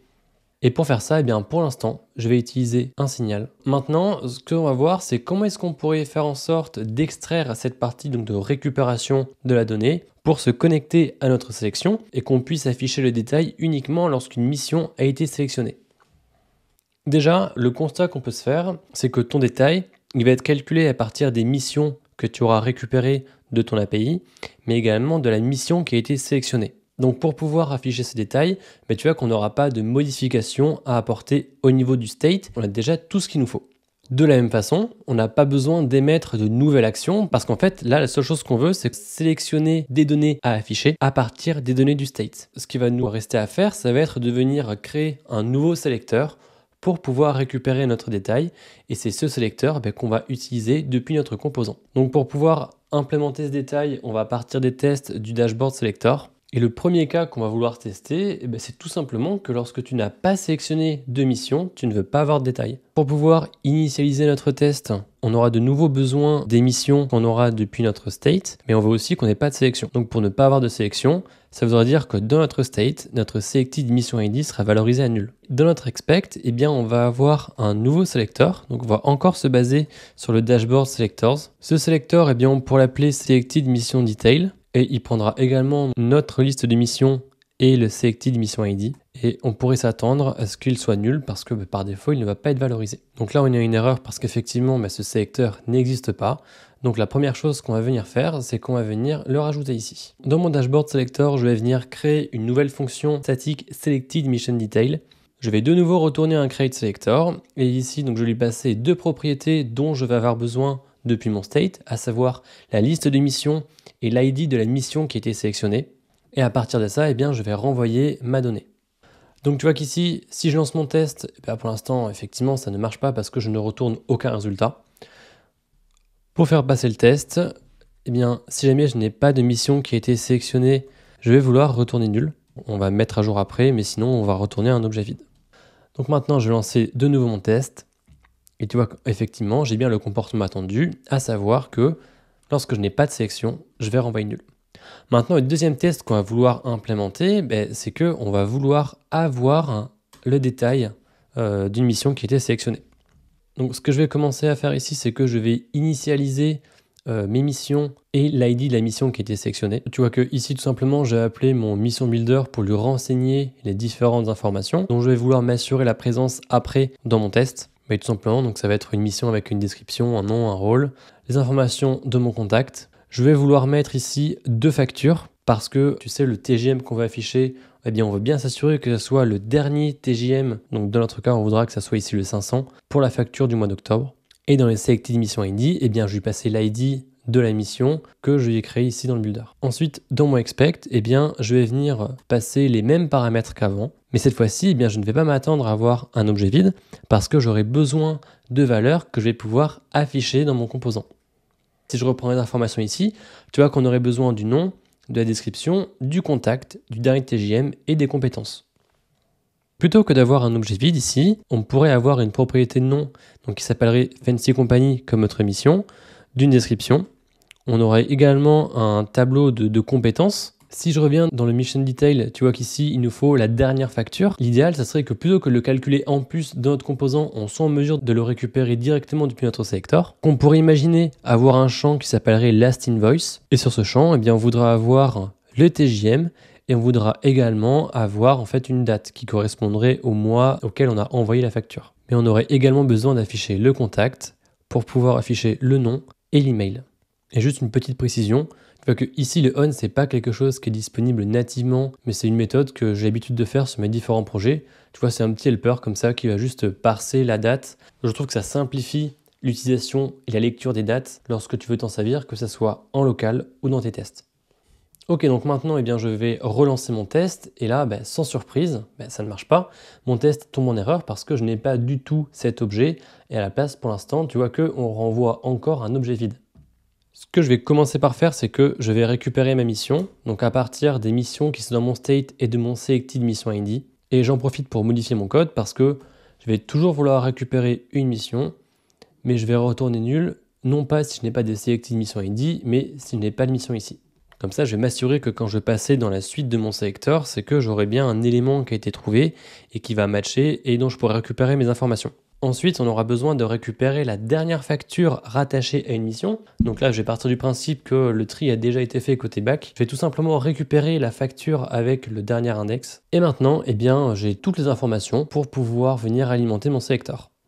Et là, au passage, quelque chose qui est intéressant, c'est que tu vois que dans le contact, pour l'instant, je n'ai pas ces données en dur, mais j'ai un objet contact dans lequel je vais avoir un first name et un last name. Et en fait, je vais tout simplement concaténer ces deux valeurs avec un espace entre les deux pour pouvoir afficher le nom complet. Mais dans la mesure où l'objectif d'un selector, eh bien, ça va être de venir piocher dans ton state pour venir récupérer les données dont tu as besoin et de les formater directement, plutôt que de lui passer deux valeurs, ce qu'on pourrait faire, c'est que la propriété name serait constituée du first name et du last name déjà formatés comme on en aurait besoin. Donc tu vois ici, plutôt que de dépendre d'une seule propriété, on pourrait tout simplement faire le même traitement qu'on fait dans le contact component, mais depuis le selector. Donc maintenant, je vais relancer mon test, et tu vois que le test passe bien. Ce qui veut dire que là, on n'a pas fait de modifications supplémentaires par rapport à notre state, et pourtant, on est en mesure de récupérer déjà le détail d'une mission en fonction de la sélection de ce qu'on a fait avant. Donc dans le composant, on aura juste à s'en servir, mais la donnée ici, elle a déjà été modifiée, elle a déjà été formatée comme on a besoin, et si jamais tu as besoin d'informations supplémentaires ou peut-être même d'en enlever, eh bien c'est très facile parce que tu auras tout simplement à venir modifier ton selector et tu pourras le tester très facilement. Je vais juste en profiter dans le modèle pour ajouter un nouveau fichier que je vais appeler missiondetail.model.ts. Et dans ce modèle, eh bien, je vais lui passer une interface qui va contenir tous les champs qu'on a utilisés dans notre selector. Maintenant, dans notre composant, ce qu'on va avoir besoin de faire, ça va être de pouvoir récupérer ce selector. Alors tu pourrais le faire de différentes façons, Tu pourrais partir du principe que la donnée ici, tu pourrais lui passer en input depuis ton dashboard component, tu pourrais faire comme tu veux. Je trouve que l'avantage du store, c'est que tu peux vraiment venir piocher dedans à n'importe quel moment. Donc dans ce composant, tu pourrais aussi vouloir directement venir récupérer ton détail. Donc ici, je vais commencer par supprimer toutes les données qu'on a en dur jusqu'à présent. Pour l'instant, la propriété, donc je l'ai renommée mission, alors je pense que ça serait peut-être plus parlant de appeler détail à la place. Et ces détails, encore une fois, on va appeler la méthode toSignal. Lorsque tu vas déclarer les propriétés dans ton composant, tu es dans un contexte d'injection Et là, on n'aura pas besoin du store pour un autre traitement. Donc ce qu'on pourrait faire, c'est qu'on pourrait directement l'injecter et ensuite, eh bien, on va venir faire un select comme on l'a fait précédemment. Et à l'intérieur, on va appeler notre dashboard selector en appelant notre selected mission detail. Donc maintenant, je vais venir renommer pour remplacer mes missions par mon détail. Et également ici, une petite modification à faire, c'est que le last invoice, eh bien maintenant, il va également être porté par mon détail. Là, tu vois que j'ai une erreur parce qu'effectivement, dans mon contact card, là, je m'attendais à avoir un objet contact en entier. Bon alors, dans notre cas, on n'a pas forcément besoin. Donc ce qu'on pourrait faire, c'est qu'on va venir créer un nouveau modèle. Ce modèle, on pourrait par exemple l'appeler contact summary. Et à l'intérieur, eh bien, on va lui mettre les informations dont on a besoin, à savoir le nom du contact, son email et son numéro de téléphone. Maintenant, on peut venir remplacer le contact par le contact summary. Et tu vois que ici, eh bien, de la même façon, on peut directement passer contact.name. Pareil pour là. Et derrière, tout notre composant continue de fonctionner de la même façon.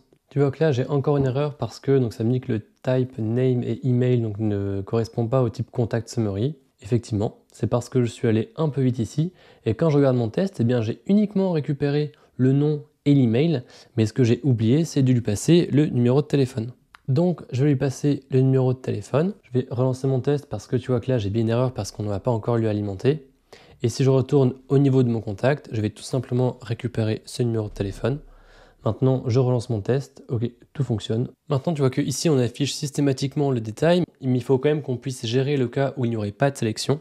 Donc déjà, dans le toSignal, eh bien, je vais commencer par lui passer un deuxième paramètre dans lequel je vais pouvoir lui renseigner un objet avec une initial value que je vais valoriser à nul. Donc, lorsque je n'aurai pas de détail.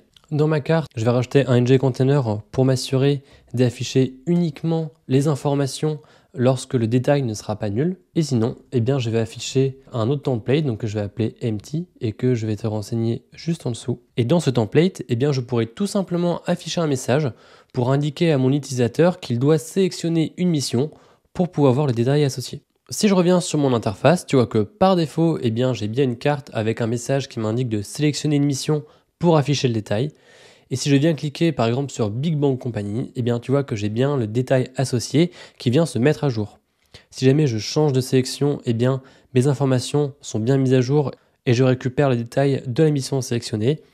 Et maintenant, si je viens supprimer cette sélection en cliquant sur la même carte par exemple, je passe dans le même état qu'avant, j'affiche mon message pour indiquer que je dois sélectionner l'émission. Là, c'est quelque chose de très intéressant parce que la donnée, on avait déjà tout récupéré en amont dans le store, mais ce dont on avait besoin, c'est qu'elle soit formatée pour qu'on puisse l'exploiter. Donc que ça soit à la fois pour récupérer uniquement la mission qui est sélectionnée, mais également pour récupérer la dernière facture rattachée à cette mission. Et on veut également être en mesure de pouvoir détecter facilement quand on n'a aucune mission de sélectionner. Et tout ça, c'est passé uniquement par le selector. Le selector, il faut vraiment que tu vois ça comme un getter, et c'est ce qui va te permettre de faire le pont entre ton composant et ton state. La prochaine fonctionnalité qu'on va vouloir mettre en place, ça va être de pouvoir récupérer toutes les données liées aux factures qu'on a réalisées sur nos précédentes missions pour pouvoir les afficher dans notre graphique ici ou bien au niveau des deux cartes pour afficher le chiffre d'affaires total annuel et le nombre de jours facturés sur l'année. Ce qu'on va également vouloir faire, c'est que ces données ici, ça va toujours être les données de l'année en cours. L'idée, c'est que même si une mission comporte des factures sur 2022, on va vouloir afficher uniquement celles sur l'année 2023. De la même façon que ce qu'on vient de mettre en place pour l'affichage du détail d'une mission, ici on dispose déjà de toutes les informations dont on a besoin à partir du state. Et à partir de ce moment-là, eh bien, on n'a pas besoin de venir créer une action supplémentaire, on n'a pas besoin de venir mettre à jour d'autres données.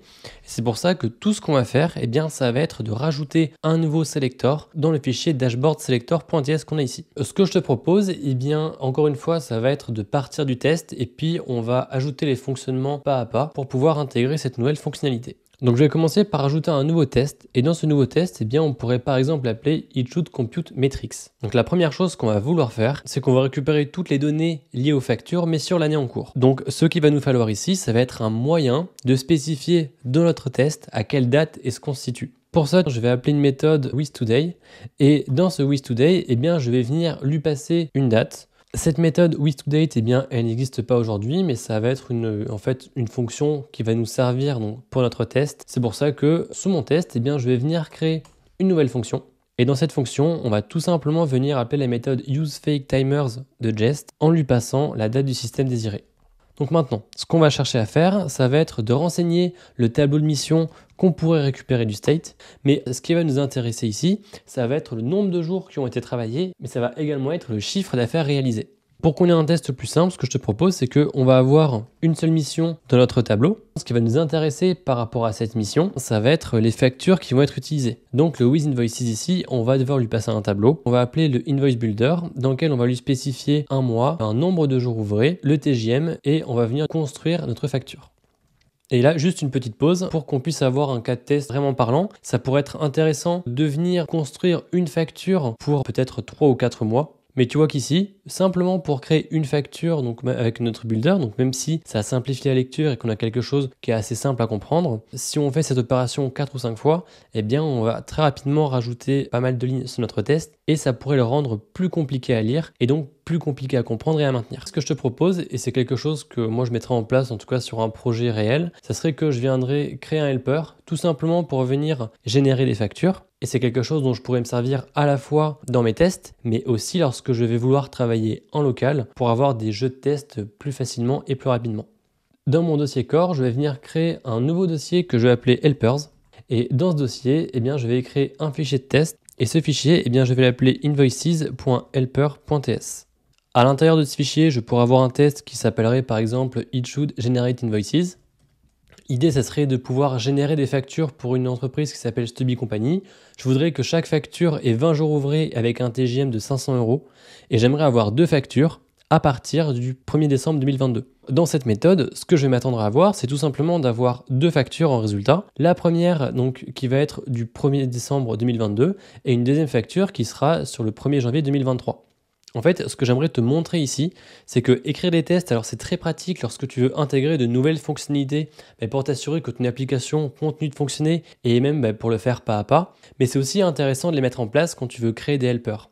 Parce que quand tu veux créer des helpers, ça peut impacter le fonctionnement de ton application. Et de la même façon, en fait, ça peut être très intéressant de savoir que si plus tard tu viens rajouter un paramètre ou que tu as besoin de générer des factures de façon un peu différente, de t'assurer que tout continue de fonctionner. Donc je t'encourage vraiment à écrire des tests et pas uniquement pour les fonctionnalités. Donc maintenant, tu vois qu'on a une erreur parce que notre méthode GenerateInvoices, elle n'existe pas.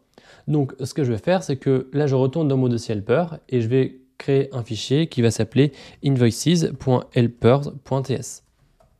Dans ce fichier, je vais venir exporter une fonction GenerateInvoices qui va prendre mes différentes options en paramètres. Dans cette fonction, pour chaque mois à partir de la date de départ, je vais venir créer une nouvelle facture à l'aide de mon Invoice Builder. J'ai plus qu'à importer ma méthode et si je lance mon fichier de test du Invoices Helpers, tu vois que ça me génère bien les factures comme attendu. Donc c'est quelque chose dont je vais pouvoir me resservir pour simplifier la lecture de mes tests dans mon selector. Maintenant, je reviens dans le dashboard selector.spec.ts et je vais venir mettre à jour mes factures ici pour appeler la méthode qu'on vient de créer. Je vais avoir une mission pour laquelle j'aurais émis une facture pour le 1er décembre 2022, mais pour le 1er janvier 2023, 1er février 2023 et également 1er mars 2023. Maintenant que j'ai initialisé les missions que j'aurai dans mon state, je vais venir créer un nouveau expect. Et dans ce expect, tu vois, je pourrais m'attendre à avoir un nouveau sélecteur qui s'appellerait Metrics, qui prendrait un tableau de missions en paramètres. Et à partir de ces missions, je pourrais m'attendre à récupérer un objet dans lequel je pourrais avoir le nombre total de jours travaillés. Donc dans notre cas, ça serait 60 jours parce que je veux qu'il s'applique uniquement sur 2023. Le nombre total de revenus, dans notre cas, ça serait 30 000 € puisqu'on aurait 20 fois 500 et pour le 1er janvier, 1er février et 1er mars 2023. Et j'aimerais également avoir un tableau qui va contenir les revenus de chaque mois de l'année. Donc tu vois ici, puisque je vais avoir des factures uniquement pour le mois de janvier, février et mars et que chaque facture sera de 10 000 €, je m'attends à ce que les 3 premiers éléments de mon tableau soient valorisés à 10 000 et que pour les autres mois de l'année, ça soit à 0 puisque je n'ai pas encore entré de facture. Donc pour pouvoir avancer par rapport à ce test, on va venir créer ce sélecteur Metrics. Pour ça, il te suffit de retourner dans ton dashboard selector et comme on a fait jusqu'à présent, ici tu vas rajouter une nouvelle méthode statique que tu vas appeler Metrics.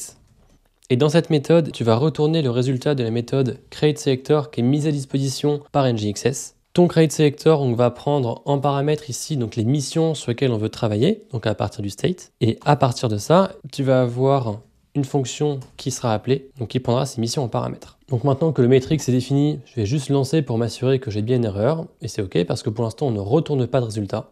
Et l'objectif, ça va être de pouvoir faire passer ce test en alimentant les différentes propriétés. Donc ici, la première étape, ça va être de récupérer les factures, mais qui concernent uniquement l'année en cours. Sur chaque mission, je vais avoir un tableau de factures, et donc je vais utiliser la méthode flatmap. En fait, cette méthode, ce qu'elle va faire, c'est que pour chaque mission, elle va directement me retourner les factures. Mais si je faisais un map, j'aurai un tableau qui contiendrait tableau de factures, et le flatmap te permet de tout aplatir pour tout mettre au même niveau, ce qui me permet de récupérer un tableau avec toutes les factures. Et ensuite, sur chacune de ces factures, eh bien, je vais venir appliquer un filtre pour récupérer uniquement les factures sur l'année en cours. Ensuite, pour avoir un tableau qui va contenir les revenus qui sont répartis par mois, je vais venir créer un tableau de 12 éléments et je vais l'initialiser avec des zéros, ce qui me permettra du coup d'initialiser tous mes mois avec 0 € de chiffre d'affaires. Ensuite, je vais venir parcourir chacune de mes factures et à chaque fois, je vais mettre à jour l'élément du tableau qui correspond au mois sur lequel je suis. Et sur cet élément, eh bien, je vais venir lui ajouter le chiffre d'affaires lié à cette facture en multipliant le TJM par le nombre de jours travaillés. Et de cette façon, si jamais tu factures pour un même mois plusieurs clients, eh bien ton cumul se fera correctement. Maintenant, ce qu'il va nous falloir, c'est qu'on retourne l'objet attendu. Pour pouvoir calculer le nombre total de jours travaillés, je vais venir parcourir chacune de mes factures qui aura été filtrée au préalable. Je vais venir utiliser un reduce et dans ce reduce, je vais donc partir de 0 et je vais venir incrémenter avec le nombre de jours travaillés liés à cette facture. Pour pouvoir calculer le revenu total sur l'année, je vais faire quelque chose de similaire. Et ensuite, la seule chose qui va te rester à faire, ça va être de rajouter la propriété revenu qu'on aura calculé précédemment. Et tu vois que si je relance mon test, j'ai bien la bonne donnée qui est calculée et que je suis en mesure de récupérer le nombre total de jours travaillés, chiffre d'affaires total sur l'année, ainsi que le revenu mensuel. Dans le matrix component, on pourrait créer une propriété matrix. Cette propriété, eh bien, ça serait un signal. Et dans ce signal, eh bien, il faudrait qu'on puisse appeler notre store. Donc, de la même façon comme on l'a fait pour le détail, on pourrait appeler les méthodes inject en lui passant le store en paramètre. Et ensuite, on n'aurait plus qu'à appeler le select et on appellera notre dashboard selector.matrix.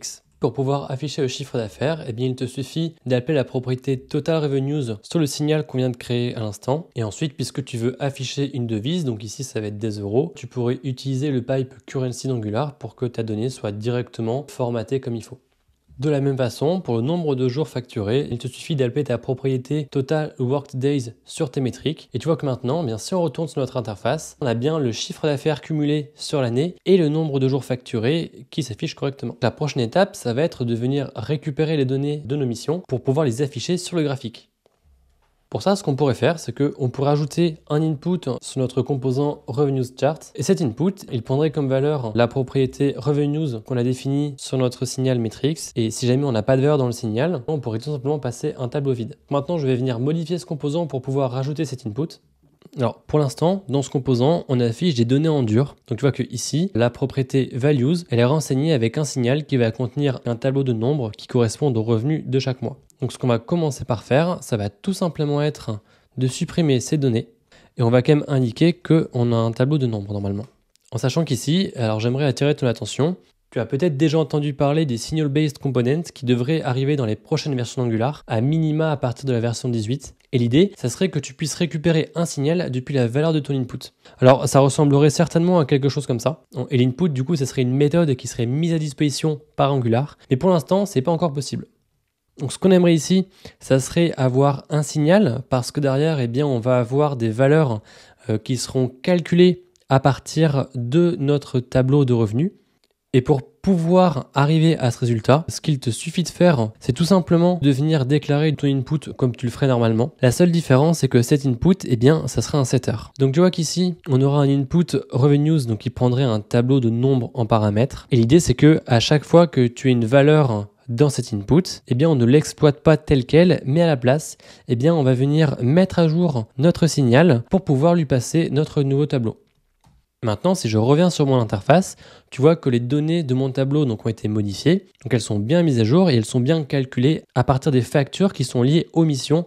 Donc pour l'instant, que ce soit au niveau du graphique ou au niveau du chiffre d'affaires et du nombre de jours facturés, eh bien on fait un agrégat de toutes les factures sur nos missions sur l'année en cours. Mais le prochain comportement qu'on va mettre en place, eh bien, ça sera de pouvoir tirer parti de cette sélection pour afficher uniquement les données liées à la mission qui a été sélectionnée. Je pense que tu commences à comprendre l'idée maintenant, mais pour pouvoir tenir compte de la sélection lorsqu'on va calculer les données pour les afficher dans notre dashboard, on n'a pas besoin de nouvelles informations. Donc on n'a pas besoin de mettre à jour ni le state ni les actions, mais on va venir mettre à jour notre selector. Donc ce que je vais venir faire en premier, c'est que je vais venir renommer ce test parce que c'est pas vraiment It Should Compute Metrics, je vais plutôt le renommer en It Should Aggregate Metrics. Et je vais aussi changer un peu les données de mon cas de test parce que là, c'est pas forcément facile à comprendre qu'on va venir agréger toutes les missions. Dans mon Stub Mission Builder ici, je vais commencer par lui renseigner un ID pour qu'on puisse bien faire la distinction. Et cette fois, donc, je vais aussi lui passer un nom. Et ce nom, ça serait par exemple Fancy Company. Donc je vais venir renommer ici les factures qui vont être générées. Ce que je vais également venir faire, c'est que je vais venir générer non pas 4 factures, mais seulement 3. Donc tu vois ici, je vais venir rajouter une nouvelle mission donc pour une super compagnie.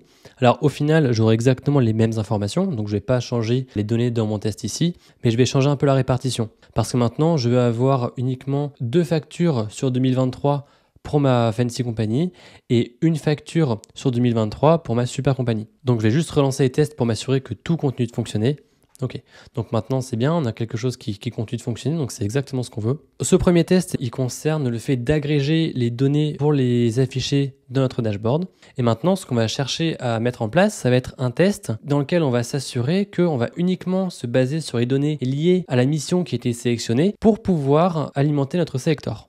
Pour ça, ce qu'on pourrait faire, alors on va gagner un peu de temps, il faut toujours faire attention à ça, mais on va faire un copier-coller de notre test parce qu'on peut se baser sur les mêmes données. Mais la différence, c'est que maintenant, on va également vouloir tenir compte de la mission qui a été sélectionnée. Donc ici, je vais venir créer une nouvelle propriété donc, qui va contenir l'ID de Fancy Company, qui est, tu vois, la première entreprise. Et ensuite, je vais venir le passer en paramètre de mon selector. Donc tu vois qu'effectivement j'ai une erreur parce que le selector pour l'instant il ne s'en sert pas. Donc je vais venir mettre à jour mon selector ici pour lui passer le slice et le selected mission ID. Et ici je vais également donc lui renseigner. Tu vois que ici j'ai une erreur pour le test précédent. Donc de la même façon je vais venir renseigner mon selected mission ID. Sauf que cette fois lui je veux qu'il soit nul et je vais venir le renseigner en deuxième paramètre. Ok, donc si je reviens sur le test. Ici, je veux m'assurer que j'ai uniquement les données liées à ma Fancy Company et donc sur 2023. Et puisque ici, j'aurai que 2 factures sur 2023, ce que je m'attends, c'est que je vais avoir non pas 60 jours travaillés, mais que j'en ai uniquement 40, que j'ai un chiffre d'affaires total de 20 000 euros. Et ici, je m'attends à ce que j'ai uniquement des factures pour le mois de janvier et de février. Donc ce que je vais faire, c'est que je vais relancer mon test. Et tu vois qu'effectivement, ça ne marche pas parce que tout simplement,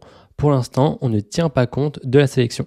Dans mon selector, tu verras que ça va être très rapide, juste pour pouvoir tenir compte de la mission sélectionnée lorsque je vais récupérer mes factures. Tout simplement, avant de venir les récupérer, je vais venir faire un filtre supplémentaire sur ma mission. Et le prédicat que je vais avoir pour pouvoir passer dans la suite des traitements, ça va être de ne pas avoir de selected mission ID. Et si jamais cette valeur est renseignée, je veux m'assurer que l'ID de la mission sur laquelle je suis en train de boucler corresponde au selected mission ID. Une fois que j'ai rajouté cette condition, je relance mes tests. Tu vois qu'ici, j'ai bien quelque chose qui fonctionne. Donc, a priori, le filtre est déjà pris en compte, c'est bien appliqué et mes données sont bien calculées. Et pour m'assurer que c'est OK, je reviens sur mon interface et tu vois que par exemple, lorsque je vais sélectionner la Fancy Company, ici j'ai uniquement les chiffres d'affaires, donc des mois sur lesquels j'ai facturé pour cette entreprise. Lorsque je vais la désélectionner, j'affiche de nouveau toutes mes données. Et de la même façon, si je viens cliquer sur une autre mission, tu vois que je vais bien mettre à jour mes données en fonction de chaque facture. Tu noteras que ça change au niveau du graphique ici, mais également au niveau du nombre de jours facturés et du chiffre d'affaires.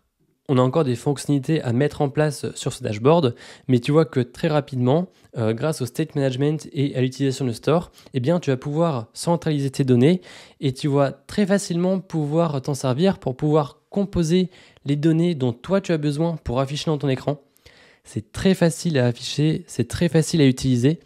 Et surtout, tout ça, tu peux le tester extrêmement facilement. Donc, c'est quand même beaucoup plus simple que si tu voulais gérer ça à la main ou que tu devais gérer ça au niveau de ton composant. Ton composant est beaucoup plus simple parce que la seule chose qu'il va faire, c'est qu'il va soit déclencher des actions, soit piocher l'information qui a déjà été calculée pour qu'elle soit prête à être affichée.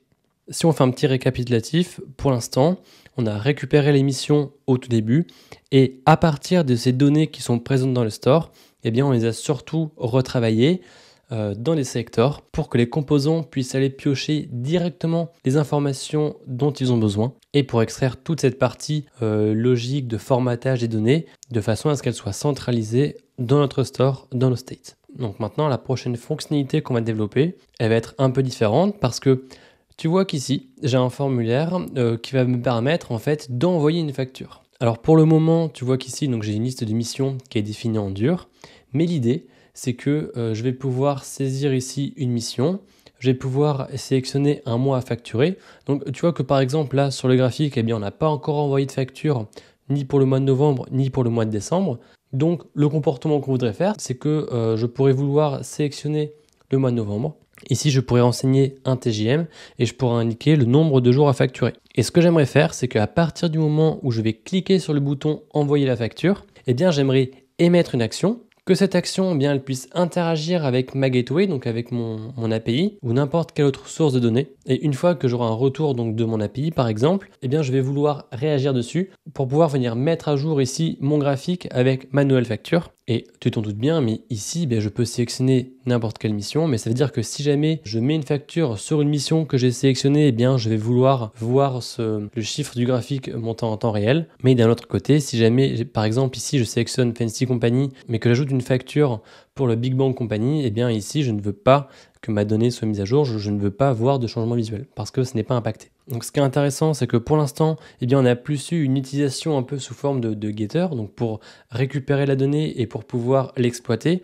Mais là, ce qu'on va vouloir faire, c'est qu'on va plus avoir une approche, on va vouloir mettre à jour notre state avec de nouvelles données, tout en s'assurant que tout ce qu'on a développé jusqu'à présent continue de fonctionner. Donc je vais tout de suite te montrer comment est-ce qu'on peut faire. Et la première chose qu'on va faire, ça va être de récupérer ici les bonnes options pour pouvoir choisir une mission à partir des missions qu'on a récupérées et qui sont déjà présentes dans notre state. Ok, donc maintenant, on va passer au développement de la fonctionnalité dont je viens de te parler. Et ce qu'on va commencer à faire, ça va être de vouloir récupérer les bonnes options pour que l'utilisateur puisse saisir la mission sur laquelle il va vouloir envoyer une facture. Dans notre select, on lui passe un input qui est calculé à partir d'un signal qui va contenir des options. Donc les options, pour l'instant, c'est un signal qui va contenir un tableau avec des objets. Et chaque objet, du coup, donc, sera du type invoice option. Et on va avoir un ID, un nom et le dernier TJM associé. Je pense que tu me vois venir, mais pour l'instant, eh bien, on va encore ajouter un selector. Et comme on l'a fait depuis le début, eh bien, je te propose de partir des tests pour s'assurer que tout fonctionne comme on veut. Donc je reviens dans mon dashboard selector et je vais rajouter un nouveau test. Ce nouveau test, eh bien, on pourrait l'appeler It should retrieve invoice options. Comme les options qu'on va mettre à disposition dans notre formulaire vont directement dépendre des missions qu'on aura récupérées dans le state, je vais commencer par initialiser les missions que je voudrais récupérer dans mes options. Et ensuite, je vais venir rajouter un nouveau sélecteur, donc ce sélecteur qu'on pourrait appeler invoice options, qui va prendre en paramètre les missions qu'on a récupérées du state. Et ce sélecteur, eh bien, je m'attends à ce qu'il me retourne un tableau. Et dans ce tableau, ce que j'aimerais avoir, ça serait deux objets qui vont correspondre aux options calculées à partir des missions qu'on a renseignées précédemment. Pour l'instant, le invoice option ne passe pas parce que le sélecteur n'existe pas. Donc ce que je vais commencer à faire, c'est que je reviens dans mon dashboard selector.ts. Ici, je vais créer une nouvelle méthode statique que je vais appeler invoice options. Cette méthode, elle va me retourner la méthode createSelector qui est mise à disposition par NGXS. Et ce createSelector va prendre deux paramètres. Le premier, la source de données donc, que je vais vouloir utiliser. En l'occurrence, ça va être les missions que je vais récupérer de mon state. Et le deuxième paramètre avec le traitement associé. Ce que je m'attends, c'est à avoir un tableau avec les différents champs valorisés correctement. Je vais lancer mes tests. Tu vois que là, effectivement, j'ai quelque chose qui ne marche pas et c'est normal parce que je lui renvoie un tableau avec des objets vides. Donc, je vais tout de suite venir valoriser les trois propriétés qui m'intéressent. Donc maintenant, je vais relancer mon test pour m'assurer qu'il fonctionne bien. Puisque mon test passe, je vais pouvoir récupérer directement les options depuis mon invoice form component. Pour pouvoir appeler mon sélecteur, je vais avoir besoin de mon store. Et je prends un peu d'avance, mais je sais que j'en aurai également besoin derrière pour qu'on puisse faire le dispatch de l'action pour pouvoir envoyer la facture. Donc ici, plutôt que de directement, passer le inject store dans le select, je vais venir créer une propriété dans laquelle je vais stocker mon store et je vais le récupérer à partir de la fonction inject mise à disposition par Angular. Maintenant, je vais changer la valeur de ma variable option. Je vais appeler la méthode toSignal qui est mise à disposition par Angular. Et à l'intérieur de ce signal, je vais appeler le sélecteur qu'on vient de créer à l'instant. Et je ne vais pas oublier de lui passer une valeur initiale. Et cette valeur initiale, eh bien, ça sera un tableau vide qui va contenir des invoice options. Si je reviens sur mon interface, tu vois que lorsque je clique sur sélectionner une mission, eh bien maintenant, j'ai plus des missions factices qui s'affichent, mais j'ai directement les missions qui sont présentes dans mon state. Ok, donc maintenant qu'on est en mesure de récupérer les bonnes options pour pouvoir choisir la mission à laquelle envoyer la facture, eh bien on va s'occuper de pouvoir justement envoyer cette facture en déclenchant une nouvelle action. Lorsqu'on va cliquer sur ce bouton, on va d'abord s'assurer que le formulaire est valide et si ce n'est pas le cas, eh bien on va arrêter les traitements. Et ensuite, on va émettre une action pour pouvoir interagir avec notre state et avec notre API. Pour pouvoir implémenter ce comportement, on va partir les tests. Pour ça, dans le dashboard.state.spec.ts, je vais rajouter un nouveau test. Et ce test, eh bien, on va l'appeler It should send invoice. Je vais commencer par initialiser le contexte de mon test. Je vais venir définir les missions que je vais avoir dans mon state. Ensuite, je vais vouloir faire un dispatch d'une nouvelle action. Et cette action, eh bien, on pourrait par exemple l'appeler send invoice. Elle prendrait en paramètre un objet qui va contenir les différentes propriétés de notre formulaire et dont on aura besoin pour pouvoir envoyer une facture. Dans ce fichier, eh bien, je vais venir créer une nouvelle action. Cette action, je vais l'appeler Send Invoice et elle aura pour type Dashboard Page parce que c'est la page du dashboard qui va être à l'origine de l'émission de cette action. Et en descriptif, je vais tout simplement mettre Send Invoice. On va lui passer un paramètre invoice de type send invoice request et à l'intérieur de cette interface, eh bien, on va retrouver les différents champs dont on a besoin pour pouvoir envoyer notre facture qui sont les mêmes que ceux qu'on récupère du formulaire. Donc maintenant, je reviens sur mon test, j'importe mon action. Avant d'écrire mon insertion, je vais récupérer toutes les factures à partir des missions qui sont présentes dans mon state. Je vais commencer par faire un premier expect. Je vais m'attendre à avoir deux factures parce que la première, ça va être celle qui sera déjà présente sur notre mission. Et la deuxième, ça sera celle qu'on va vouloir ajouter une fois qu'on aura appelé notre API. Ensuite, je vais venir rajouter des expects pour m'assurer que ma deuxième facture correspond bien à celle qui a été envoyée dans mon action. Je vais m'attendre à ce que cette deuxième facture porte sur le mois d'octobre avec un TGM de 600 € et que j'ai 10 jours facturés. Donc je vais commencer par lancer mon test. Le test est en erreur tout simplement parce qu'on n'a pas encore ajouté ce comportement. Donc, dans mon dashboard state, je vais rajouter un nouveau décorateur, donc action, qui va réagir sur l'action send invoice. À partir de ce moment-là, je vais déclarer une nouvelle méthode send invoice. On va vouloir appeler notre dashboard gateway en appelant une méthode send invoice. Et quand on aura une réponse, on voudra mettre à jour notre state. Le problème, c'est que pour l'instant, la méthode send invoice, elle n'existe pas dans notre dashboard gateway. Donc, la première chose qu'on va faire, c'est que ici, je vais venir dans mon dashboard gateway et je vais tout simplement venir la rajouter. Donc maintenant, j'ai rajouté cette méthode send invoice qui va prendre en paramètre un send invoice request et qui va me renvoyer un send invoice response. La réponse que je pourrais m'attendre à avoir de mon API, c'est tout simplement d'avoir la mission ID, donc pour savoir la mission sur laquelle ma facture a été ajoutée, et ensuite ici avoir ma facture. Pour que tu puisses t'en servir, je vais venir modifier dans mon dossier adapteur mon in-memory dashboard gateway. Tu vois que là, j'ai une erreur parce qu'effectivement, j'ai rajouté une méthode send invoice sur mon dashboard gateway, mais que je ne l'ai pas encore ajouté dans mon in-memory. Donc je vais commencer par créer la facture qui me serait retournée depuis mon API. Cette facture, je vais pouvoir la constituer à partir de mon invoice builder. L'ID, eh bien, je pourrais vouloir le générer dynamiquement. Donc, par exemple, je pourrais appeler invoice. Je pourrais récupérer le mission ID pour ajouter un peu d'aléatoire dans la génération de cet ID. Je pourrais tout simplement rajouter un newDate.getTime. Ensuite, je vais vouloir alimenter le mois de cette mission avec ce que j'ai dans ma requête. Pareil pour le TJM et pareil pour le nombre de jours travaillés.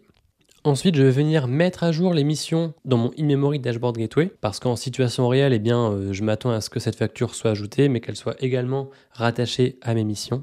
Je m'attends à ce que mon API en situation réelle me renvoie un observable et à l'intérieur de cet observable, eh bien, je vais m'attendre à avoir deux propriétés. Une propriété mission ID qui va être valorisée avec le invoice.missionID et également une propriété invoice qui va être valorisée avec la nouvelle facture qui a été générée.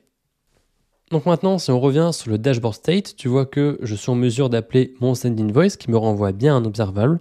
Et à l'intérieur de mon tab, eh bien, je vais tout simplement récupérer les missions que j'ai déjà stockées actuellement dans mon state et je vais venir appliquer un map dessus. De cette façon, je vais venir regarder si l'ID de la mission sur laquelle je suis en train d'itérer correspond à l'ID sur laquelle je viens d'ajouter une facture. Si c'est le cas, eh bien, je vais récupérer toutes les propriétés de cette mission et je vais venir mettre à jour les factures qui sont rattachées. Et sinon, eh bien, je vais tout simplement retourner ma mission. Et une fois que j'ai mis à jour ces missions, je vais venir mettre à jour la propriété mission dans mon state pour pouvoir récupérer la donnée.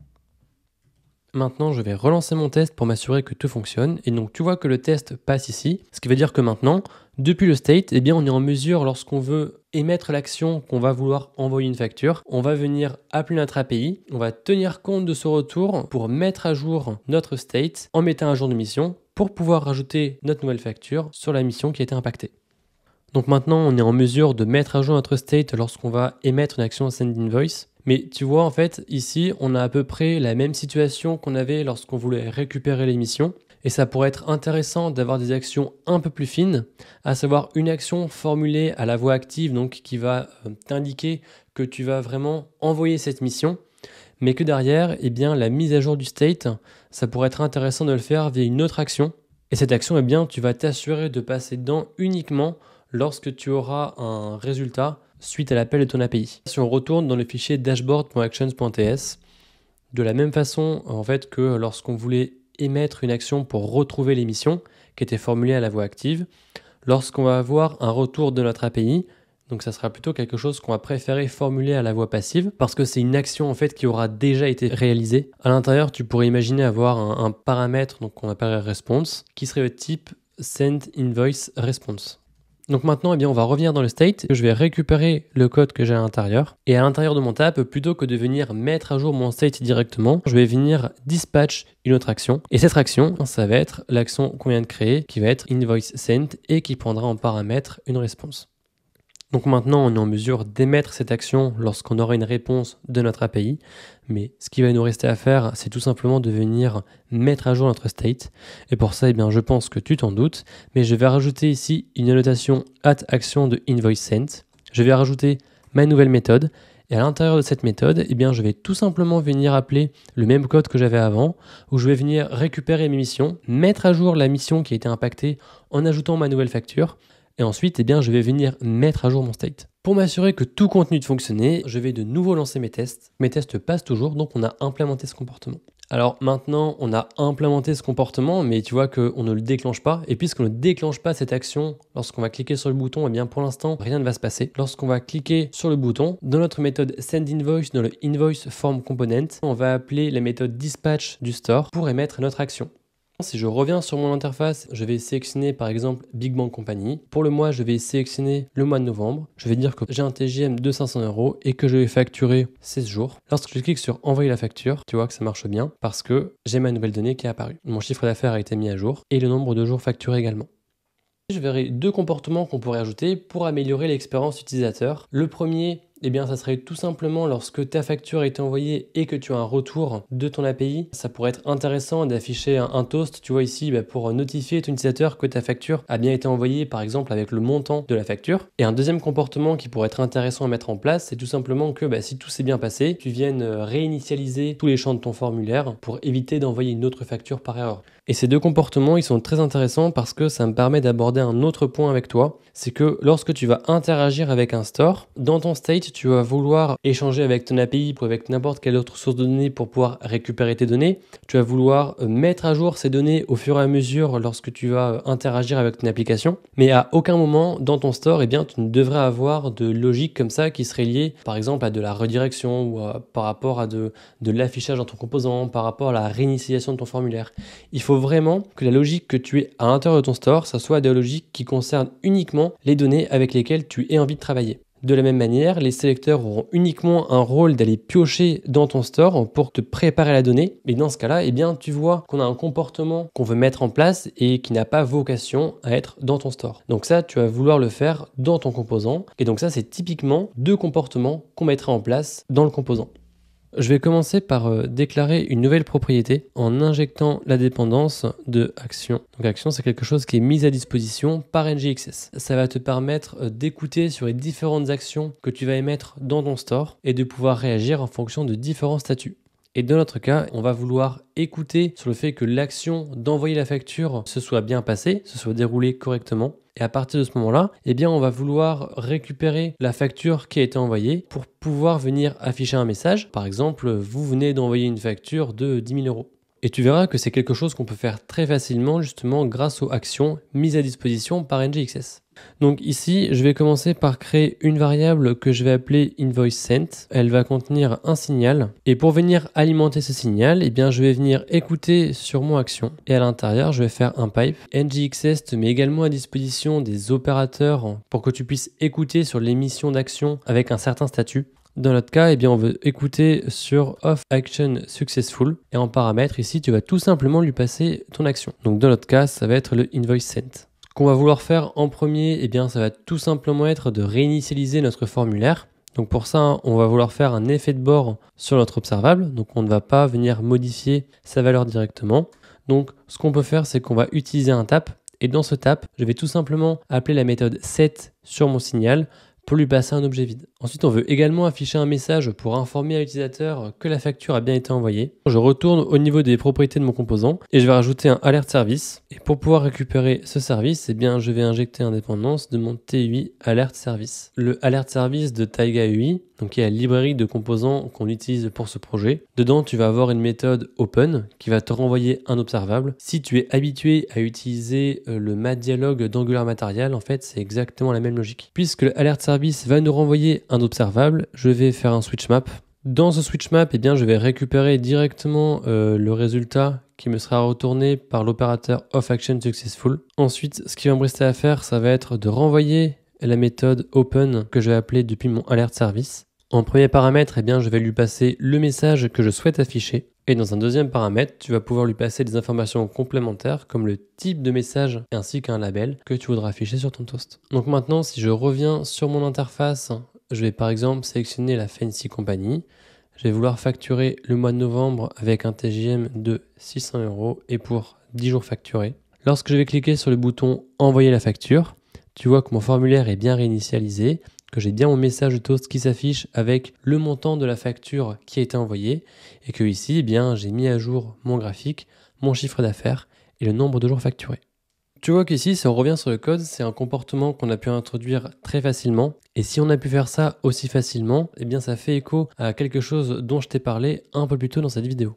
Je suis de nouveau dans le dashboard state et tu vois que initialement, les deux traitements qu'on avait ici, eh bien on avait tout en une seule action. Dans notre cas, on a souhaité réagir uniquement à partir du moment où cette facture était véritablement envoyée et que si on avait une seule action, donc comme on avait initialement, eh bien on aurait quelque chose de beaucoup moins fin parce que en fait on aurait tout simplement affiché notre toast et réinitialisé le formulaire lorsqu'on aurait envoyé l'action Send Invoice. Mais le problème c'est que on aurait pris le risque de réinitialiser le formulaire et d'afficher le toast alors qu'on n'avait pas encore de retour de notre API. Ce qui veut dire que si jamais tu avais une erreur à ce moment-là, on aurait quand même affiché le message et l'utilisateur n'aurait pas été informé. L'avantage de faire ce découpage, c'est que ici tu vas uniquement réagir lorsque ton résultat s'est bien déroulé avec succès, lorsque ta facture a été correctement envoyée et tu es garanti que tu n'auras pas de problème. De la même façon, tu vois que ici, on a appelé un tap en lui passant le succès, mais on pourrait tout à fait imaginer gérer le fait que tu aies une erreur qui soit remontée au niveau de ton API lorsque tu veux envoyer ta facture. Et pour ça, on aurait par exemple fait ici un catch error. Et dans ce catch error, eh bien, on aurait pu tout simplement dispatch notre action, peut-être avec un nom comme invoice sent error. L'idée, c'est vraiment, tu vois, qu'on aurait pu faire ce découpage et on aurait pu réagir différemment. Donc peut-être pour afficher un autre message de toast ou peut-être pour ne pas faire de reset sur le formulaire. Maintenant, je pense qu'on pourrait encore faire un dernier ajout pour avoir quelque chose d'entièrement fonctionnel et ça pourrait te donner un autre exemple de situation que tu pourrais rencontrer sur tes prochains projets. Ce qu'on pourrait vouloir, c'est que lorsque tu vas renseigner ton formulaire, tant que tu n'auras pas de réponse de ton API, eh bien, on pourrait vouloir désactiver ce bouton et mettre en place en fait un système de loader. Comme je te dis, c'est le genre de comportement que tu pourrais vouloir utiliser sur toutes tes applications. C'est pour ça que j'aimerais te montrer un exemple pour que tu puisses avoir le plus de billes possible.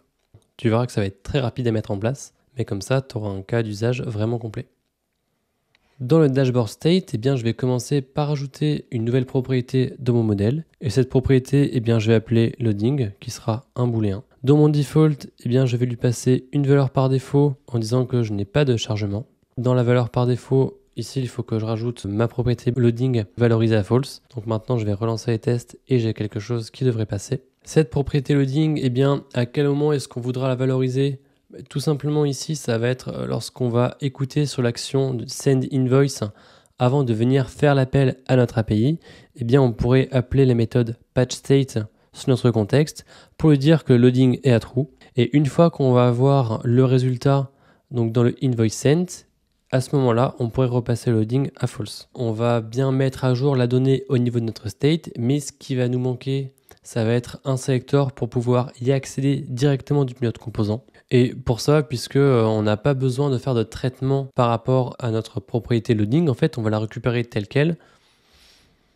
Tu vois, plutôt que de venir créer un nouveau secteur qu'on a fait jusqu'à présent, je pense qu'on pourrait directement utiliser le slice ici, donc qui est mis à disposition, et qui va récupérer directement toutes les propriétés de notre dashboard state model.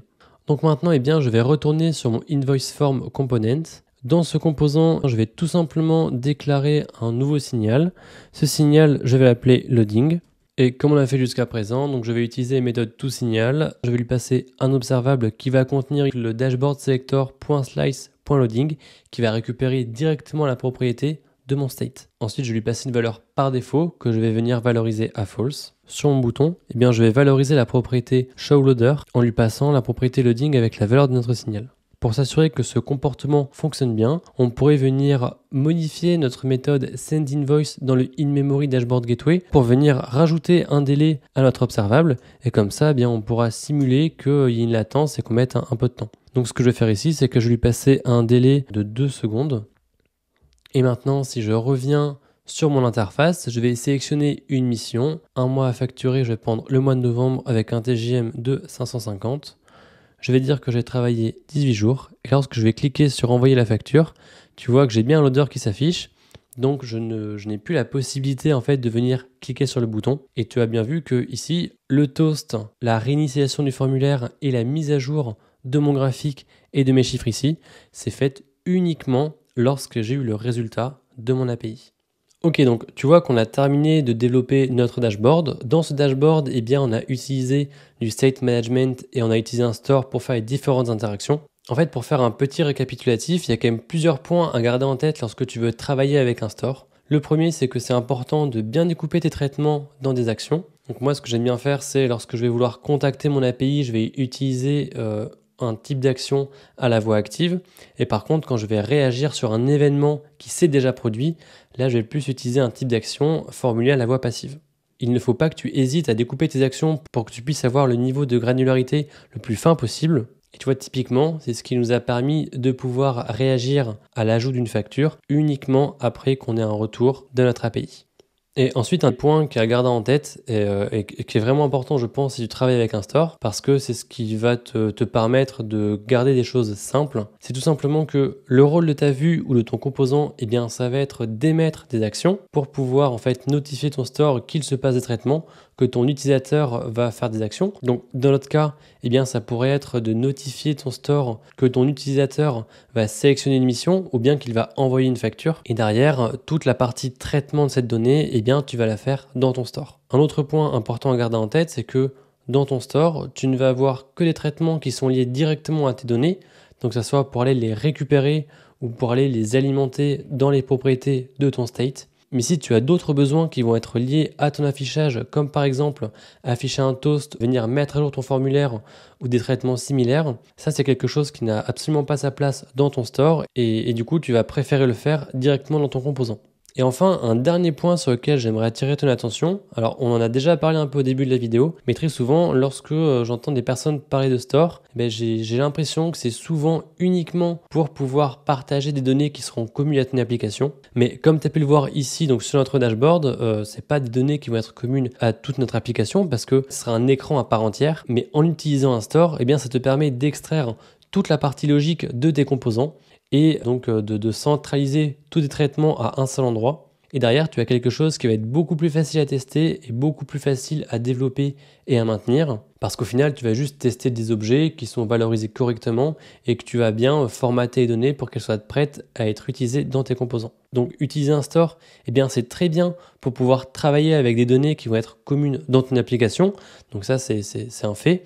Mais par contre, ça peut aussi être une très bonne solution, mais juste pour venir travailler avec des données, même pour un écran, ou peut-être que même, tu vois, ici, si on avait ajouté un composant dans lequel on pouvait gérer des filtres, donc sur notre dashboard, ça aurait pu être intéressant de faire un state qui serait dédié à cette partie. Peut-être qu'aujourd'hui, cette partie, eh bien, tu vas l'afficher avec les composants en fait, au niveau de ton dashboard, mais peut-être que demain, tu pourrais l'afficher sur une side nav, ou peut-être via une modale, ou peut-être via un autre endroit de ton application. Et en fait, peu importe la manière dont tu vas vouloir afficher ces données, l'avantage que tu vas avoir de passer par un store, c'est que tu vas pas être dépendant de tes composants pour travailler ces données. Et c'est quelque chose qui est très puissant parce que aujourd'hui notre dashboard il a une certaine tête, mais si demain je voulais avoir une apparence visuelle totalement différente, dans la mesure où toutes mes données sont présentes dans mon store et ne sont pas liées à mon composant, en fait j'ai juste à changer la partie graphique. Tout ce qui va concerner la logique métier ou l'interaction entre mes différents éléments,